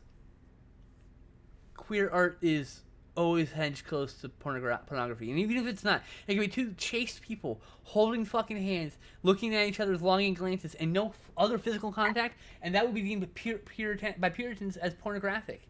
So, just understand, the word, like, we categorize things as porn in a derogatory manner. And you got to erase that from your soul. You got to stop being fed the Christian nonsense. It might be pornographic, but when you say pornographic, you're not saying it with the same cultural weight as most people do. Oh, isn't that a porn? Who gives a shit? Oh no, God forbid, some people fucked. Oh, God, is it the worst thing you could possibly fucking watch? Is two people fucking? I'm not saying we're going to watch porn, but I do have some porn in the collection, in my movie collection. I have movies that have actual penetration in them because I bought them for a whole host of reasons and nothing to do with actual fucking. Because if I wanted to get laid and watch porn, I could just go fucking surf the internet. I can go. I don't want to out anybody. I can go to my local places and pick up people if I was interested in that. I'm not. I want an emotional. I want a fucking spiritual connection to somebody. I don't want zero interest in sex until we are horny for each other mentally. You get me? Choo choo. And I know I'm all over the place right now. I do apologize.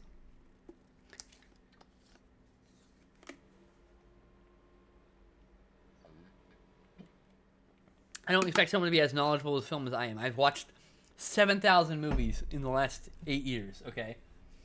So I don't expect anyone to have that kind of breadth of knowledge of movies or a depth of understanding of movies. I just want someone to be able to talk critically about the art. If we're watching a Jan Svankmajer film, what is Jan Svankmajer talking about? Is he doing all these stop motion things to talk about how society treats people? Is he trying to say something about fascism? Like, there is a short where he uses like an animated hand. It's just about fascism, ultimately. But it's a silly little animated art where he uses his hand in a glove, his real life hand in a glove, and stop motions it around. But like it could be something silly and pointless, and it could still have a goddamn point, a message, and a meaning, a reason to exist, a reason for you to engage with it. So like I said, I don't need someone to be a fucking PhD or some shit. I just need you to be willing to like talk about movies. If you're not willing to talk about movies beyond, yeah, I liked it, then I don't know what to fucking tell you. Because I liked it too, but I've got 10,000 words to say about it.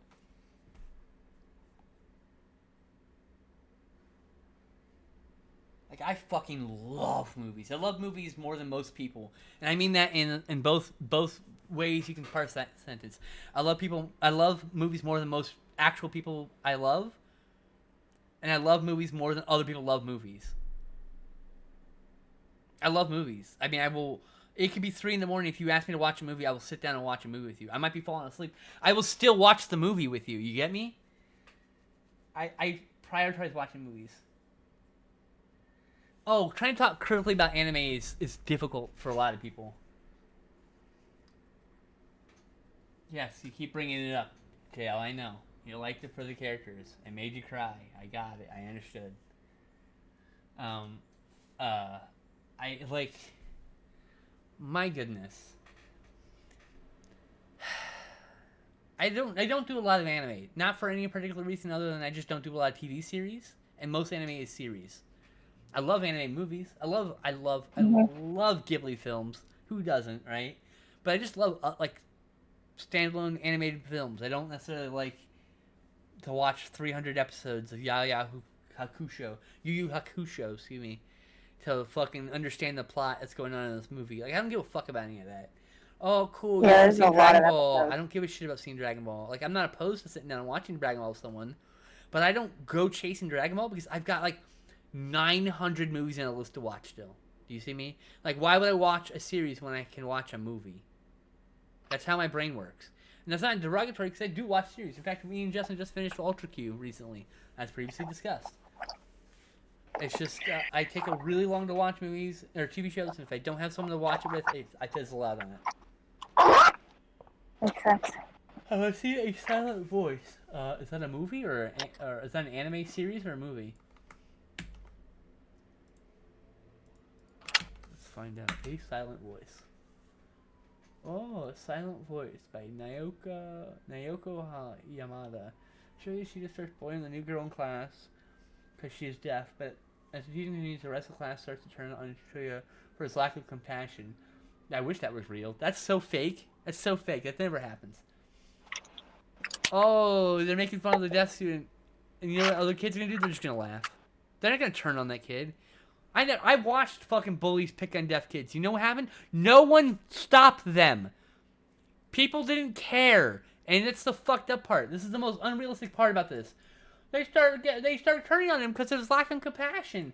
No, they didn't. That's bullshit. When they leave elementary school, Shuko and Shoya do not speak to each other again until an older, wiser Shuya, tormented by his past behavior, decides he must see Shuko one more time. He wants to atone for his sins, but it's already too late. You know, I'm actually interested in seeing this. The nonsense of like, yeah, they turned on him because he wasn't being compassionate.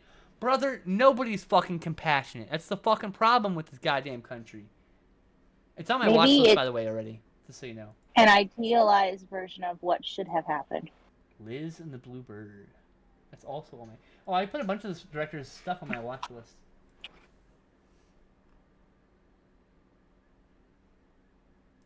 Tamako Love Story. Tamako Love Story. Oh, that's Nichi Xiaomei Ordinary Life. 10 hours! You see, I can't do a 10-hour series. That's crazy. 20 episodes? What's wrong with you? 9 hours, 32 minutes. What's wrong? Man, just make a 2-hour movie. You can say the same things.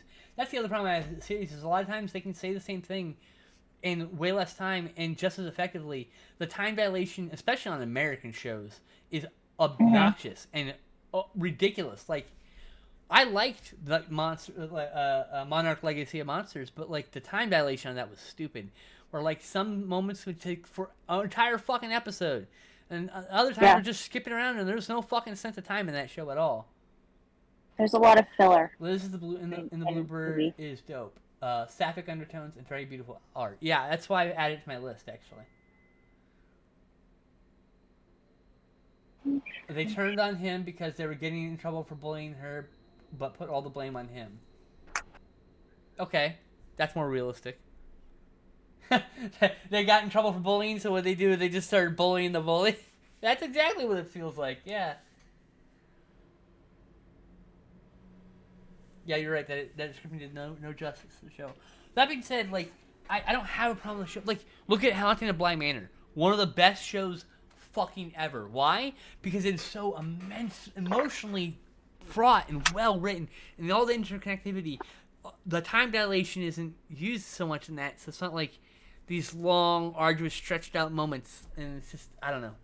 That show is good, so I can indeed fall in love with shows, and they don't have to be so well written either. Like I love Briscoe County Jr. That show is silly as fuck. Not the best show, but silly as hell. I don't know. I've seen some animes recently, but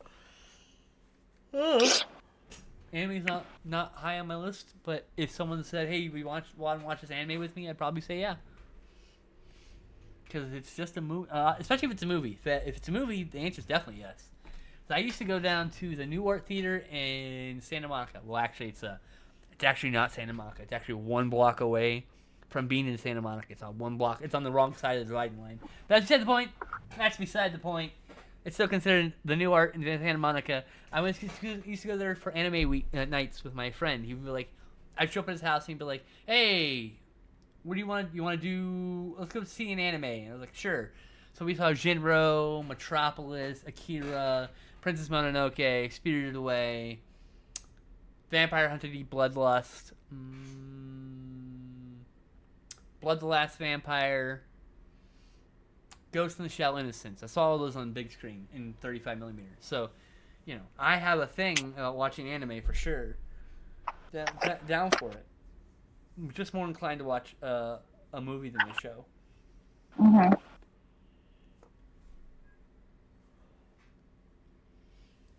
Silent Voice makes me cry every time I watch it because it's this perfect representation of what it's like growing up disabled as a kid. Oh, that's a good point. Shoko, the MCU, his death, main character. Okay, it reminds me a lot of me growing up. Oh, I mean, I don't know anything about the deaf culture in Japan, but I know a little bit of deaf culture in America, and yeah. So I took ASL for 3 years and had a deaf friend sleeping on my couch for like 6 months. And we go to the community events and stuff to practice sign language. I wish I learned any. I wish I remembered any of that. I miss sign language. I really do. Actually, it's a beautiful way to express yourself. It's such a pure way of just like, this is me telling you with my hands how I am, what I am, who I am, what I do. It's beautiful. I fucking find it beautiful.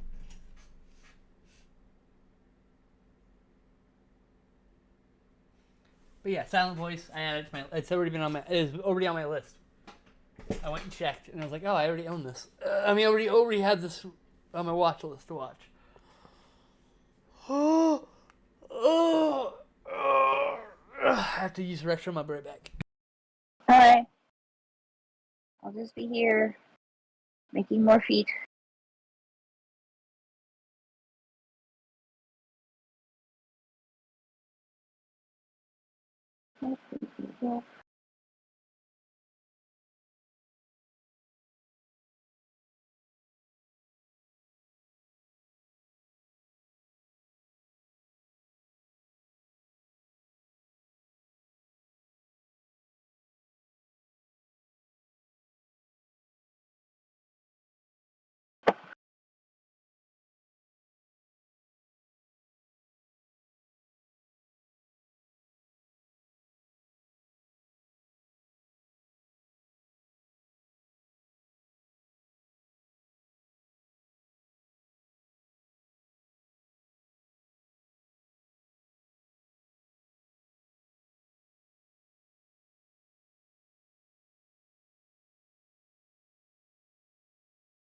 Sometimes you just need a ballpoint pen.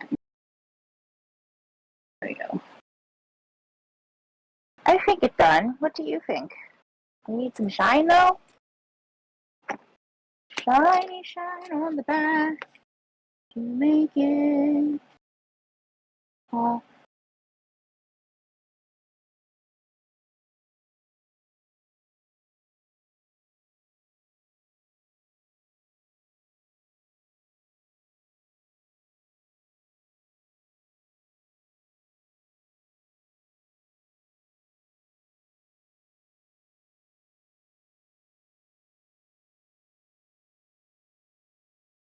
I need to make darker in there. Right.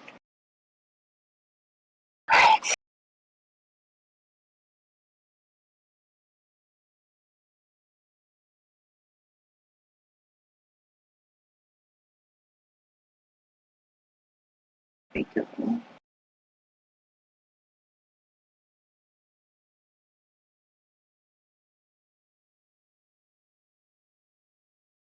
Now we put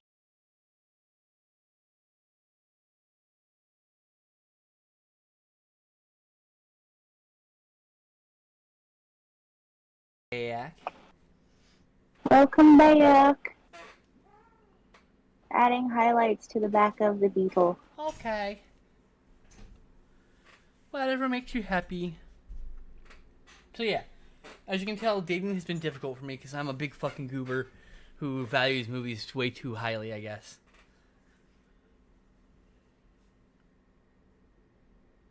Headshine.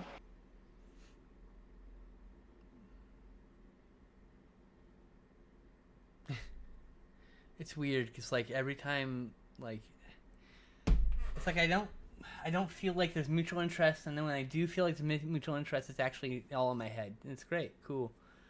My brain is that fucking warped. I can't tell if someone actually likes me. So, just like whine, cry, complain. I will. That's alright. I don't always be this way. Just having a bad couple days. I'm sorry. Yeah, it's okay. Just the way it goes.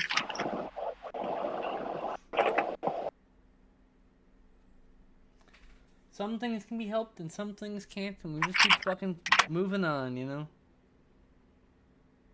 So otherwise that shit consume you, and then you don't get what you want anyway.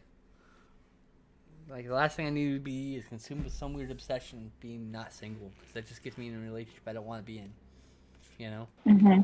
Been there, done that. I'm good with that. I don't need to do that anymore.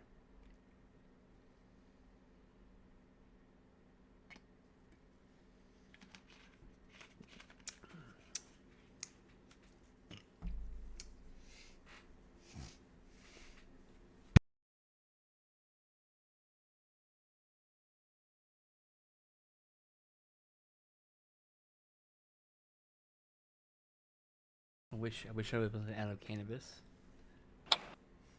I wish I had cannabis.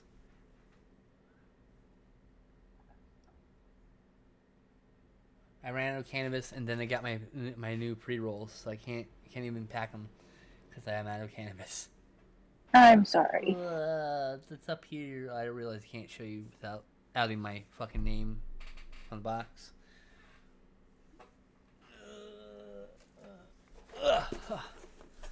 Yeah.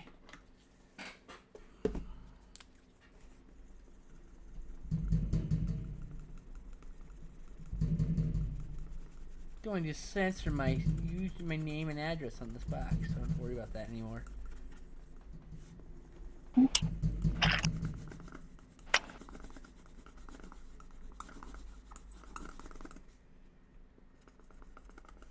Why does my fucking Sharpie smell like poops? That's a weird thing for a Sharpie to smell like. I don't think they're supposed to smell like poop. Oh, they're supposed to smell like Sharpie.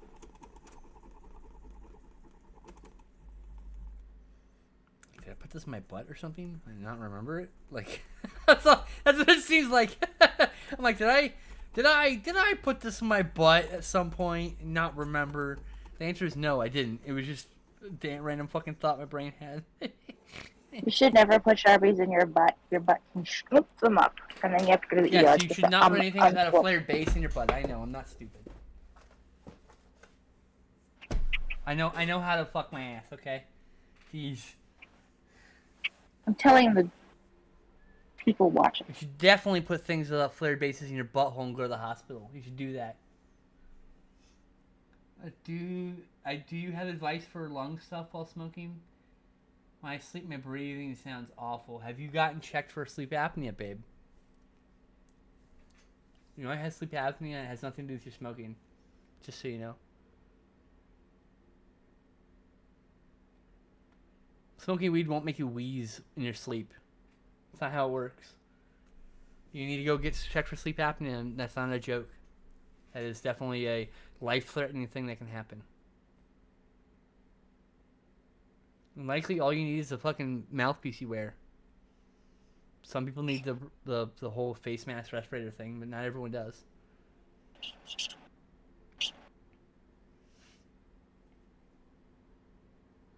It's okay, JL. It's gonna get better. Just hang in there, buddy.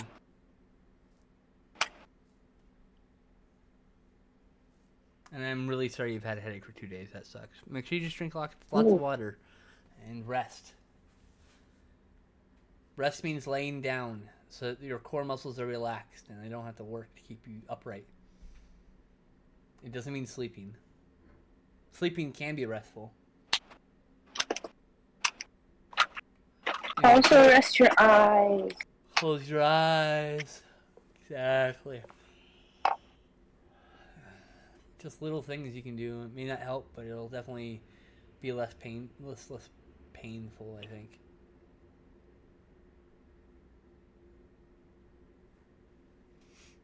Yes, you said that earlier, JL. I did remember you saying that. So yeah, I just want to be able to watch movies and cuddle until I die. I don't think it's such a hard relationship goal, but apparently it is.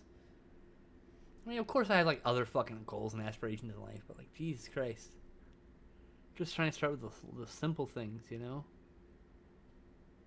Don't think I'm asking too much, but maybe I am. Simple things are all often the least simple.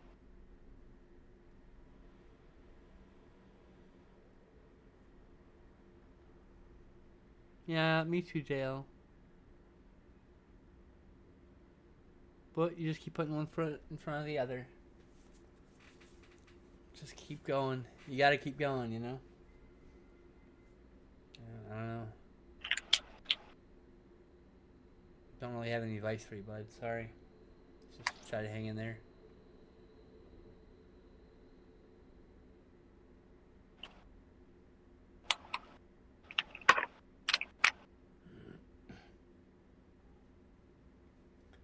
Maybe you should sleep all winter. That might help you.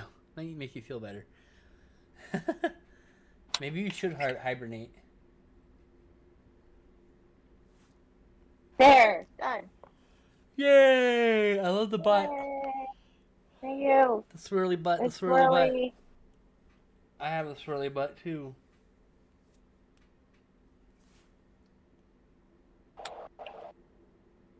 Yeah. Swirly butt. Swirly You butt. got 30 minutes. What are you gonna do? I don't know. What should I do? You should finish an unfinished drawing, maybe? Okay, that sounds like a good idea. Let's see. Or at least stare at it and attempt to do it, even if you don't actually do it. Yep, a I lot don't of think staring. you weren't here last week, Joe, but we don't think the duck is gonna get inked or anything. It's gonna be just a sketch. The ducks are a lot of work. Yeah. I can go stare at them for a little while for you, though. Yeah, do it. Okay, let me find the book that I... Julie says, I I like- like your bug. Thank you. It is a good bug. It's very happily buggy. Alright, Alright, let's stare at the duck. Hello, ducks. We stare at you. Oh, on. hi. Want to stare at the squid, too? Let's stare at the squid, too. Squirrels? Are there cool squirrels outside, huh? My baby, I love her so much. Oh, yeah. Okay, you want me to lift it up? I lift it up. Is that better? That's worse. Oh, is that better? Is that what you wanted? Oh, rubbing on me. She rubbed it on me when I did this. She wanted more windows, so I gave her more window. And she rubbed on me and flopped. I'll fucking take it. Hi, baby. I love you.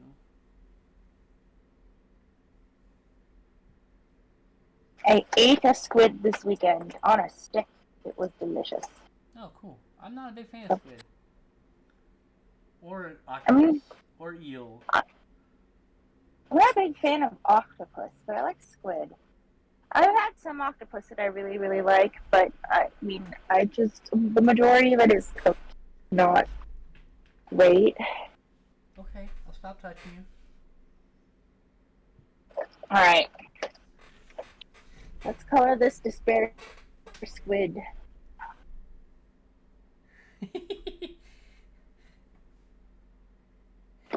put my finger at her and she batted it. I'm gonna poke you. Not enough pink in that. Poke. She's mad because I was bothering her.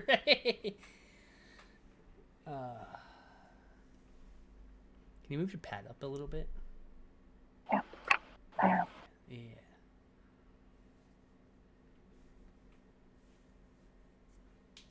Yeah, it's so annoying. Ever since me and my ex-girlfriend broke up, my sleep has never been the same.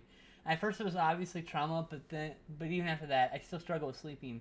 I always wake up mid-sleep and have to wait around to fall asleep again, even though I know I'm tired. I feel that sleeping next to someone is just, I don't know. I sleep so much better when I'm next to somebody, you know? It's like I sleep longer in bed and I don't get up so often. I didn't realize how good I had it until, me and my ex broke up, and I was like, fuck, man. Apparently I needed that. I needed to have some, because then I had a friend stay over a couple weeks ago, and she stayed in my bed, because we, cuddled or whatever, and, yeah, I slept like great. I slept great. I slept like 6 hours straight without moving, which is like a record. I usually sleep maybe 2 hours before I have to get up and go pee. Or wake up and toss around for a while.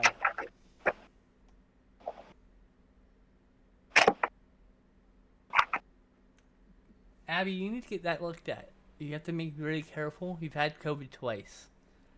I highly recommend you talk to your doctor about this. Well, the cough's from Mega Dry, that happens from the weed. That's a thing. Weed gives you cotton mouth. That's what that is.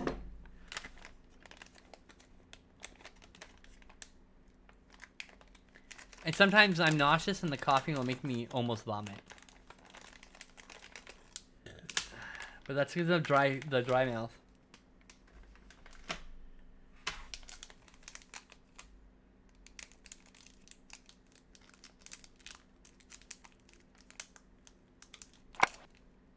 I'm sorry to hear that, Joe.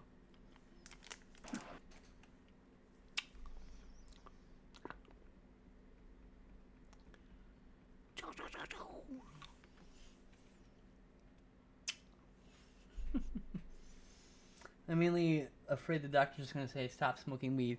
Don't tell them you smoke weed. Go in there and just say this has been happening. There's none of their business if you smoke weed. For this particular instance. Because smoking weed doesn't affect your lung capacity, dummy. That's what you have to tell them. You go, oh, why? Oh, you think it's the weed? What do you know about weed and lung capacity? Oh, no, we're like, oh, well, it's smoking, so no, it's not smoking. It's not the same thing. Smoking is putting all sorts of weird chemicals in your chest. You are burning a plant that makes you high. It rests in your lungs for seconds, and then leaves.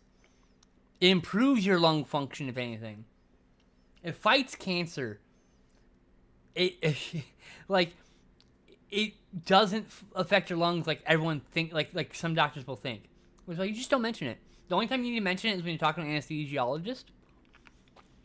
That will affect how the anesthesia works with you. Okay?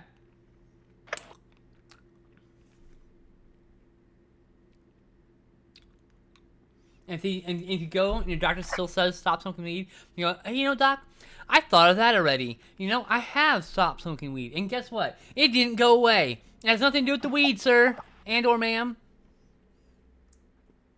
You have to fight for your advocacy with that because, doctors are so blind to their DARE training.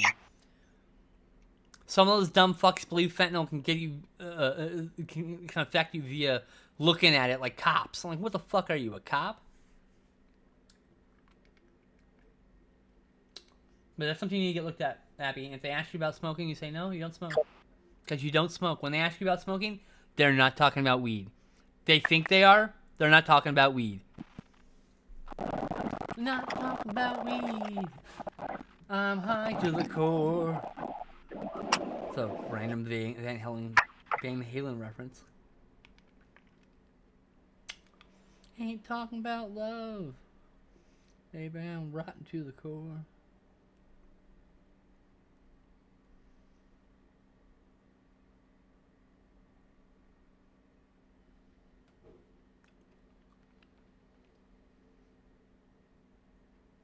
Whee!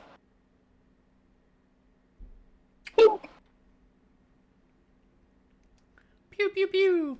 The Ministry of Ungentlemanly Warfare. What a movie title. Alright, that sounds interesting. The official trailer for the Ministry of Ungentlemanly Warfare. The latest film by Guy Ritchie.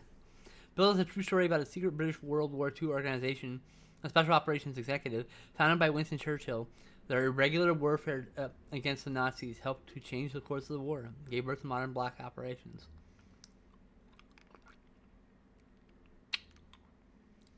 Tarot. When a group of friends recklessly violates the sacred rule of tarot readings, they unknowingly unleash an unspeakable evil trapped within the cursed cards. One by one, they come face to face with fate and end up in a race against death. Wow, that's probably going to be terrible. Yeah, let's use That tarot sounds a cards. lot like, what's it called? The movie with the logs. What? With the truck with the logs. I said that sounds a lot like The movie with the logs. I don't know what the fuck that means. the truck with the logs on it. Fall off the truck. Final what's it Destination? called? Yes, thank you. Okay, Sounds a no. lot like Final Destination. More like a witchboard movie where it's like, hey, let's take a thing that's supposedly supernatural and or magical, and then let's make it an evil thing in a movie because it's dumb. I was not speaking about that part. I was speaking about the trying to outwit death thing. Yeah, I don't know. I don't know. I haven't seen the trailer, so I couldn't say. It might be I like haven't that. either. It's how about this? It's just the first thing that came to mind when you read about it. Yeah. I don't know if I'm gonna see it, to be honest with you. Hmm.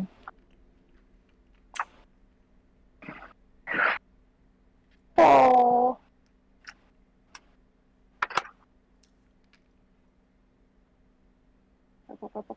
Purple.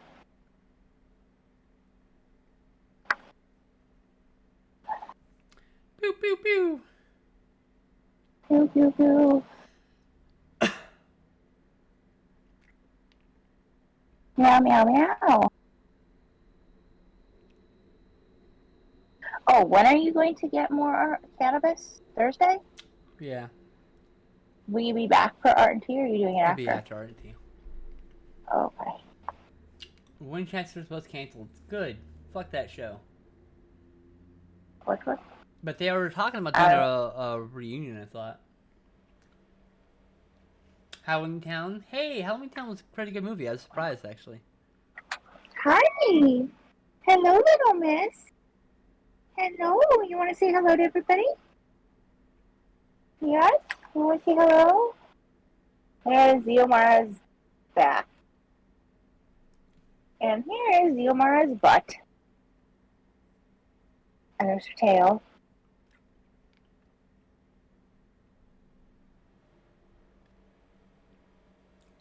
Tiny girl. Oh, what Camera a dog. cute kitty. Yeah, you are. Is that her? Oh my gosh. Excuse me, young lady. What a cutie. Oh my gosh. She's currently sitting directly on picture. I know, I can tell. Yeah. Ziomara's such a cutie. Oh, the camera's slowly focusing on her fur. Little miss, why do you want to be on the camera? But you won't be on the camera when I try and put you. You just want your back on the camera, apparently. Yes, she's a very hairy baby. Come here, Fuzzbutt. Come here. Come on. Let me scoot you up. Yes, you. Come on. Thank you, little miss. Right. Oh. You were asleep. I'm not going to pay attention to you while you're sleeping. You don't like that. Come on. Come on. Thank you. Bye-bye. You can sit on there.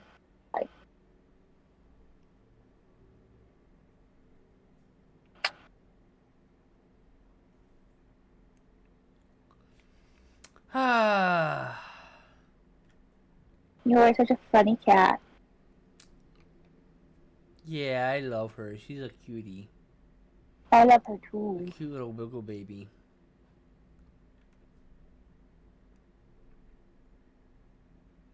Even though she's being a brat.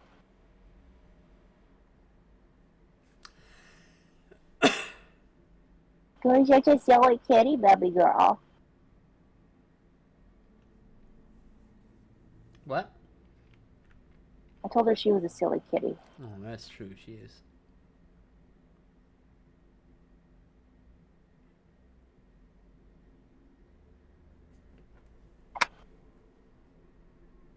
Well.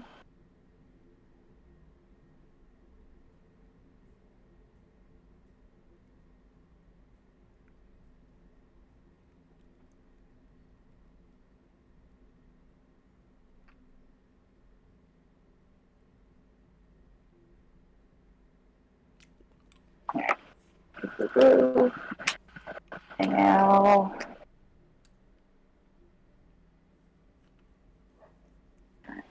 orange pink. Now, Like my own post.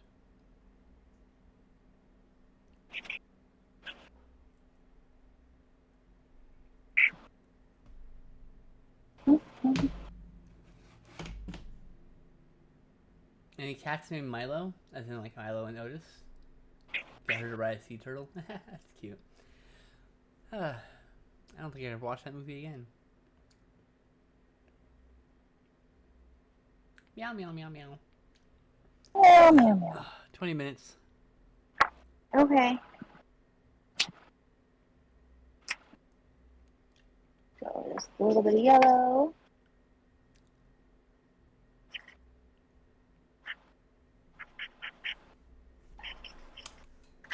I forgot to get that part with the pink. Come back here. Art, art, art, art, art, art, art, art, art. Art, art, art, art, art, art, art. I don't know why I'm narrating the arting, but I am. Ah!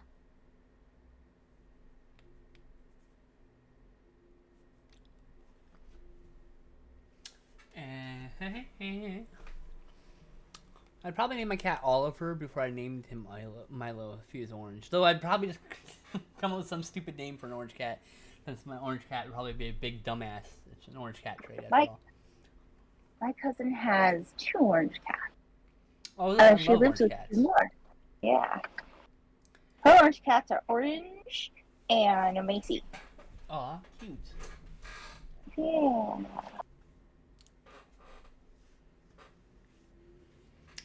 I'd probably call him like Cludge or some stupid name, like just because I know this dumbass cat's gonna just wreck things and cause problems. Should just call him Trouble. If you get like the dumbass cat, orange cat, or you get like just a destructive little asshole. Either way, you love him anyway, you know.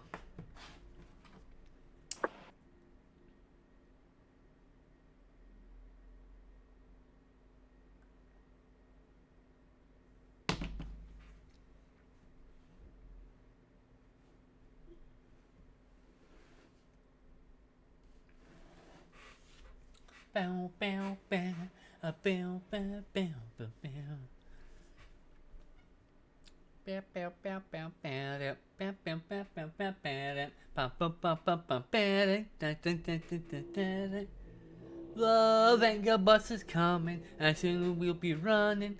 Okay, sorry, I'm sorry. Fine. We like when you sing happy.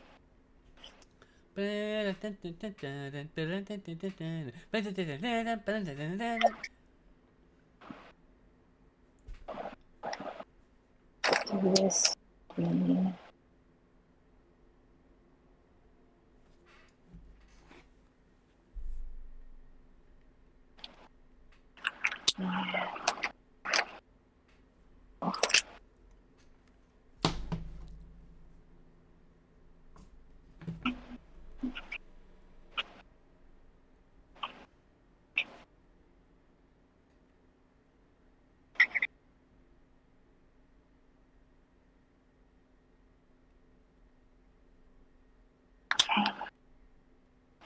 over, over, over, shadow.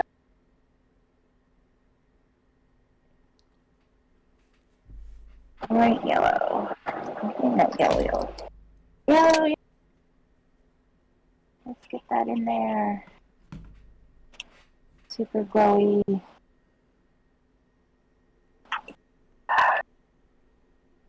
Yeah.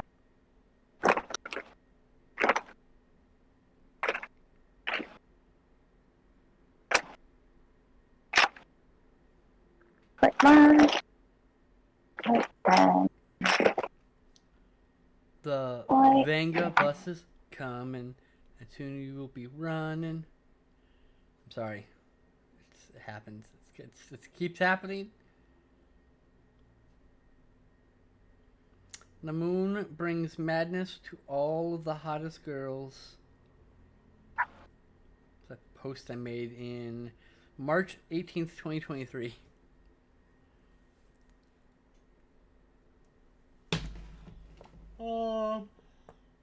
I thought my brother was the voice of Oliver. Oh, that's true. I forgot about that. Did you know that with Amazon Prime, you can redeem my free subscription to any Twitch channel? Just like this one. All you have to do is attach your account to Prime, your Prime account to Twitch, and click on the checkbox thingy when you go to subscribe that says use a Prime subscription. And then there you go. You got a free subscription. Pretty cool. Thank you, Stream Elements, for reminding me to recite that silly nonsense. Also, we do movie streams all the time over in Discord. Among other things, a very active, very queer community.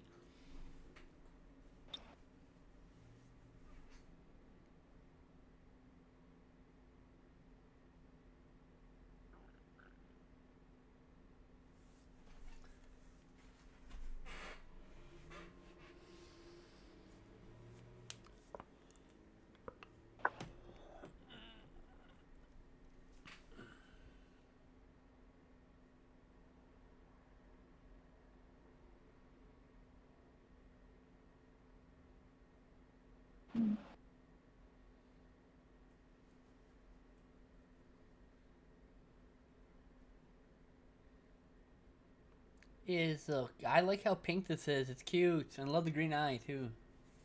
Thank you. I like pink. I am hungry. Well, it's 2:14. Do you want to go eat now and go eat something? No, I can wait 15 minutes. I'm alright. You sure?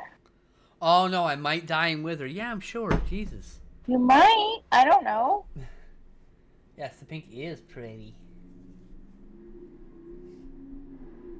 Loud car outside. Pink little squid baby. Ugh, I let that squid drown me. Look how cute it is. Like, yeah, you can consume me. It's okay. I understand. I had fun doing it, and I like how much we learned about squids. Yeah.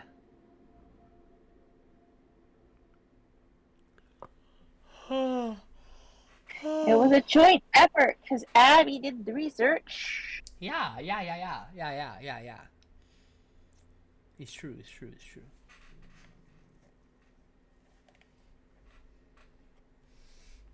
How's work going, Abby? Have you been getting through it? Don't you have like a new magic set to a thing? Some vampire set or whatever, right? Like you want to say Karnov, but that's not right. Sarkov, that's what it is. It's awful. It's an awful set or just awful work? There's just so many magic cards I can't even keep up anymore. I don't even bother. The last thing I bought was this Doctor Who deck because it had my favorite Doctor Who on it.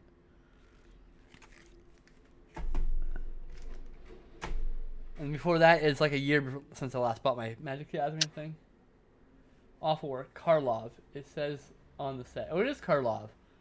Not Karnov. Karnov is the NES game. Karlov is the... Yeah. And Sarkov, Karlov, Sarkov, and Sengir. And there's another. There's actually a fourth. There's even another clan, and I can't remember what they are called. Let's see. Google MTG Vampire Clans.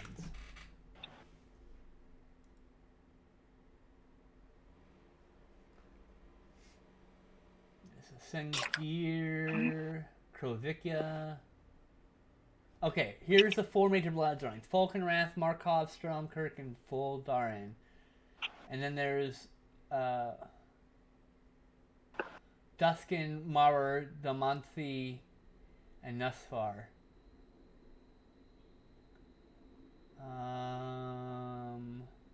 Alright, that's the Mephidros ones. Sky Shroud Vampires. Oh, yeah. Moroi from Ravnikar, Psychic Vampires. Draining the youth and mental abilities of their victims. Oh, those things. At the beginning of your upkeep, you lose 1 life. That makes more sense now. Orzhov Vampires, the Chandlar, Tarkir. The Calistria, Nurkana, Melvera, Urnav, and Getz. Those are another. Oh, here we go. Notable vampires. Oh, this is cool. Nocturno of Mira's Marvels? What is this? As Nocturno of Mira. What says this? From Unfinity. Okay. And it's Battlefield. Choose a word with 5 or more letters in it. Whenever you cast bitch, yeah. Whenever you cast a spell with the chosen word in it, oh, okay. You draw a card and you lose 2 life. Wow, okay. Choose. What else is there? There's got to be a 5-letter word that's really common in cards. Anyway, so Vishkal. Anawan. I love Anawan. He's in Madrasku. Anyway, there's a bunch of vampires here. I didn't realize there's so many. There's like 6 different clans now in Magic the Gathering I didn't know about. Bloodlines, whatever you want to call them.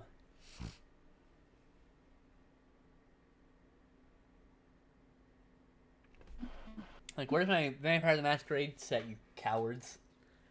I need my Brujah Face Puncher vampires, you know? I think it's done. Yay, Oh, we did yay! the thing. Just in time, huh? Yay! Cute. Okay, we did color something. It wasn't a bunch of dots, but it was Yeah. something. Yeah. You started and finished 2 pieces. And then you finished an True. old piece. So you're very productive today. Yay! This is partially because I finally got to have my Chimera again, and I was dying from life. Oh. But yeah, that was. I like being the productive. Also, this one was a pretty simple piece, actually. Super cute, but really simple. So that helped. Yeah, that was a good warm-up piece, huh? Yeah. The tail is so cute. Ugh. Thank you. You almost give it a watercolor effect, the tails. I want to squish it with my hands. It's so fluffy, I'm gonna die. It's so fluffy. Pepsi says, or Abby says, you did great. Thank you for my red panda. It's your birthday present. Today is your birthday. Happy birthday, Abby. You're so cool. You are neat and you are not a fool. You're welcome. Happy birthday, Abby. Happy birthday. I'm sure once we get them scanned, we'll get you a free postcard since it's owed to you for your birthday. I do need to get this. You I'm should really bad. name the red panda Abby. The red panda's name is now Abby. Yeah. Yeah. Abby the red panda. Well, see you guys for tea and art. Yeah, we'll be here for tea and art. Yay! Oh, we got 10 more minutes. We just... I'm gonna sign this. We're just chilling out here at the end. Hey, Yeah, you got to date and sign it. Did you date and sign the other two? 1:30. Yep. Okay, cool. I'm gonna pull out my working on it when How do I'm you know not it was working on 11:30? it. Did you remember that somehow? What was You 11:30? said 11/30/2024, right? Did you, when I you wrote wrote? 1:30. I Oh, wrote 1:30. I was like, how'd you know it was in November or December? Yeah, It was November. not. It wasn't. It was not. Yeah, I don't even remember you saying. That was the point. How'd you remember when I can't remember? Random doodle piece. Yeah, I imagine that the Magic Kingdom every day because it's their job at this point. So you shouldn't be surprised. Some Disney adults are really obsessive about Disney. Who'd have thought? Some of them are just interested, and it's not the same. Not the same level of fandom like my ex. My ex wasn't an annoying one. She was way cooler. A lot of it for her was like nostalgia from her childhood, so like I get it. Yep. That's because we grew up with the Disney Channel. Yeah, she did.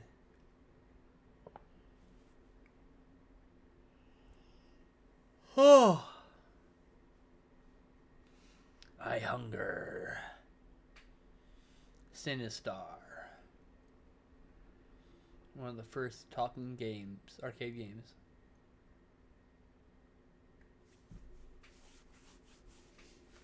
I am watching some older Disney films I watched as a kid, but I like more as an adult. Well, which ones?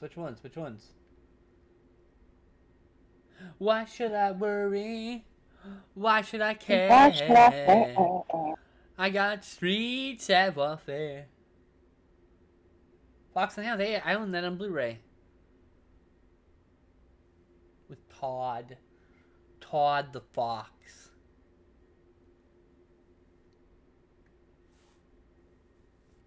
Oh, I would love to rewatch The Rescuers Down Under very specifically.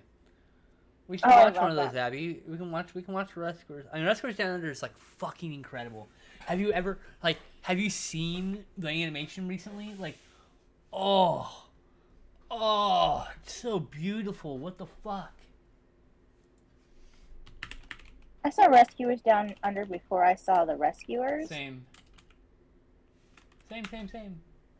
Yeah. The most recent Disney movie from my childhood that I watched was The Great Mouse Detective because Glenn had never seen it.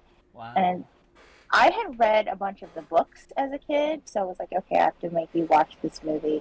So while Sherlock the Holmes movie, and the Mouse. while the original Rescuers was not the biggest success, it Mhm. consistently sold tapes into the mid '80s, and was a fan favorite for like for kids. And so that's when they decided to make a sequel to it. Oh. I think I was just too young for the first one. And then when the second one came out, I was the right age. Toy animation. Hendel Batoy. Hendel Segedi Batoy is a Brazilian-American Disney animator who joined the studio in 1979.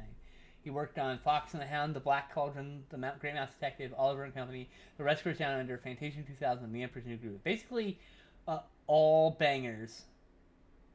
The Emperor's New Groove was what I hated the first time I watched it, and now that I'm much older, I love it. It's hilarious. It was the first film. Rescuers Down Under was the first film to use the Computer Animation Production System, or CAPS, as it's called. It's a proprietary collection of software scanning systems, camera things, servers, networked computers, and shit like that. Developed by Disney and Pixar in the late '80s. It was then modded by the 2000s.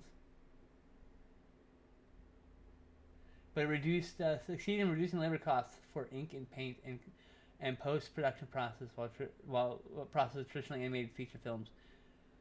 So I think it allowed you to do digital color and digital ink, which got rid of a bunch of jobs, unfortunately. Yeah. They always. I mean, a lot of those inkers and their painters could probably learn to use the system to continue their work, right? But a lot of these things, technological innovations they're like, oh yeah, we're moving technology forward. But what's the reality? What's the real reality? The real reality is they put a bunch of money in so that in the future, for a long term, they could reduce costs and save money and exploit workers better. Like that's it. That's all everybody's going to do. Great, it's great technology, but guess what? All you did was lay off people. You fucking replaced people in the production line. You devalued their work. I mean, like that's yeah, it's great, but also it's awful in the same breath. Well, if it's using it for colorization, I think it also probably standardized, like made it more consistent. The whole, the whole image is all of the same color now. It's not slightly off on some of the cells, which you can tell where it's like just slightly not the same.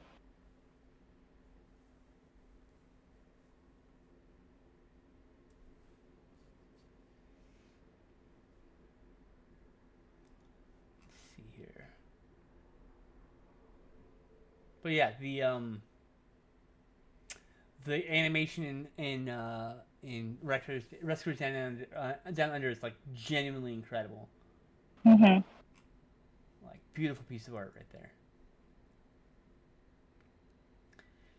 I love Oliver and Company. That's my favorite movie. So that's my favorite Disney movie. I went back in the day. Now it's Moana, maybe Lilo and Stitch, kind of like all three, but changing. But I saw Milo and Otis in its first very limited theatrical run, and then it never came out on video. I think I saw it. It might have been a test screening even, but I remember seeing it and then begging every day, every week. I'd go to my video store for get movies for the weekend, and I would ask them if they had Oliver and Company, and it got to the point where they literally just said no, Oliver and Company the minute I walked in the door. Aww. For years, and then they re-announced that it was coming out to theaters, and I was like, hey, technically it was coming back to theaters in the early 90s. And then I got to see it again in theaters. Yay! And then I got to rent it, own it, and all that shit. But Yay! Jail says he loves Jungle Book is his favorite, and Robin Hood, the Fox's version, obviously. I do like that Robin Hood. My favorite Disney movie of all time is The Great Mouse Detective. I love that one too. When's the last time I saw Great Mouse Detective? Not too long ago. I'm pretty sure I saw it with my ex and her polycule. Hey, that's the one I was talking about earlier. The Great Mouse Detective? Yeah. The one that Glenn had never seen, so I made him watch it. Yeah, I watched it in 2023 with my polycule, yeah. But we should watch one of the other movies. We should watch a Disney movie together, Abby. I'm all cool with that. All the best ones, yeah, pretty much. It is time for us to depart, my dear sister, my lovely friends. Hey! I hope you all have a lovely day. I hope to see many of you on Thursday for Tea and Art at the same time, noon Pacific. And don't forget, Fridays we do, at 7 p.m. Pacific, we do Cathode Raid transmissions, where we just do about an hour or two of chatting, pop culture chatting, basically. Yeah, so we'll see you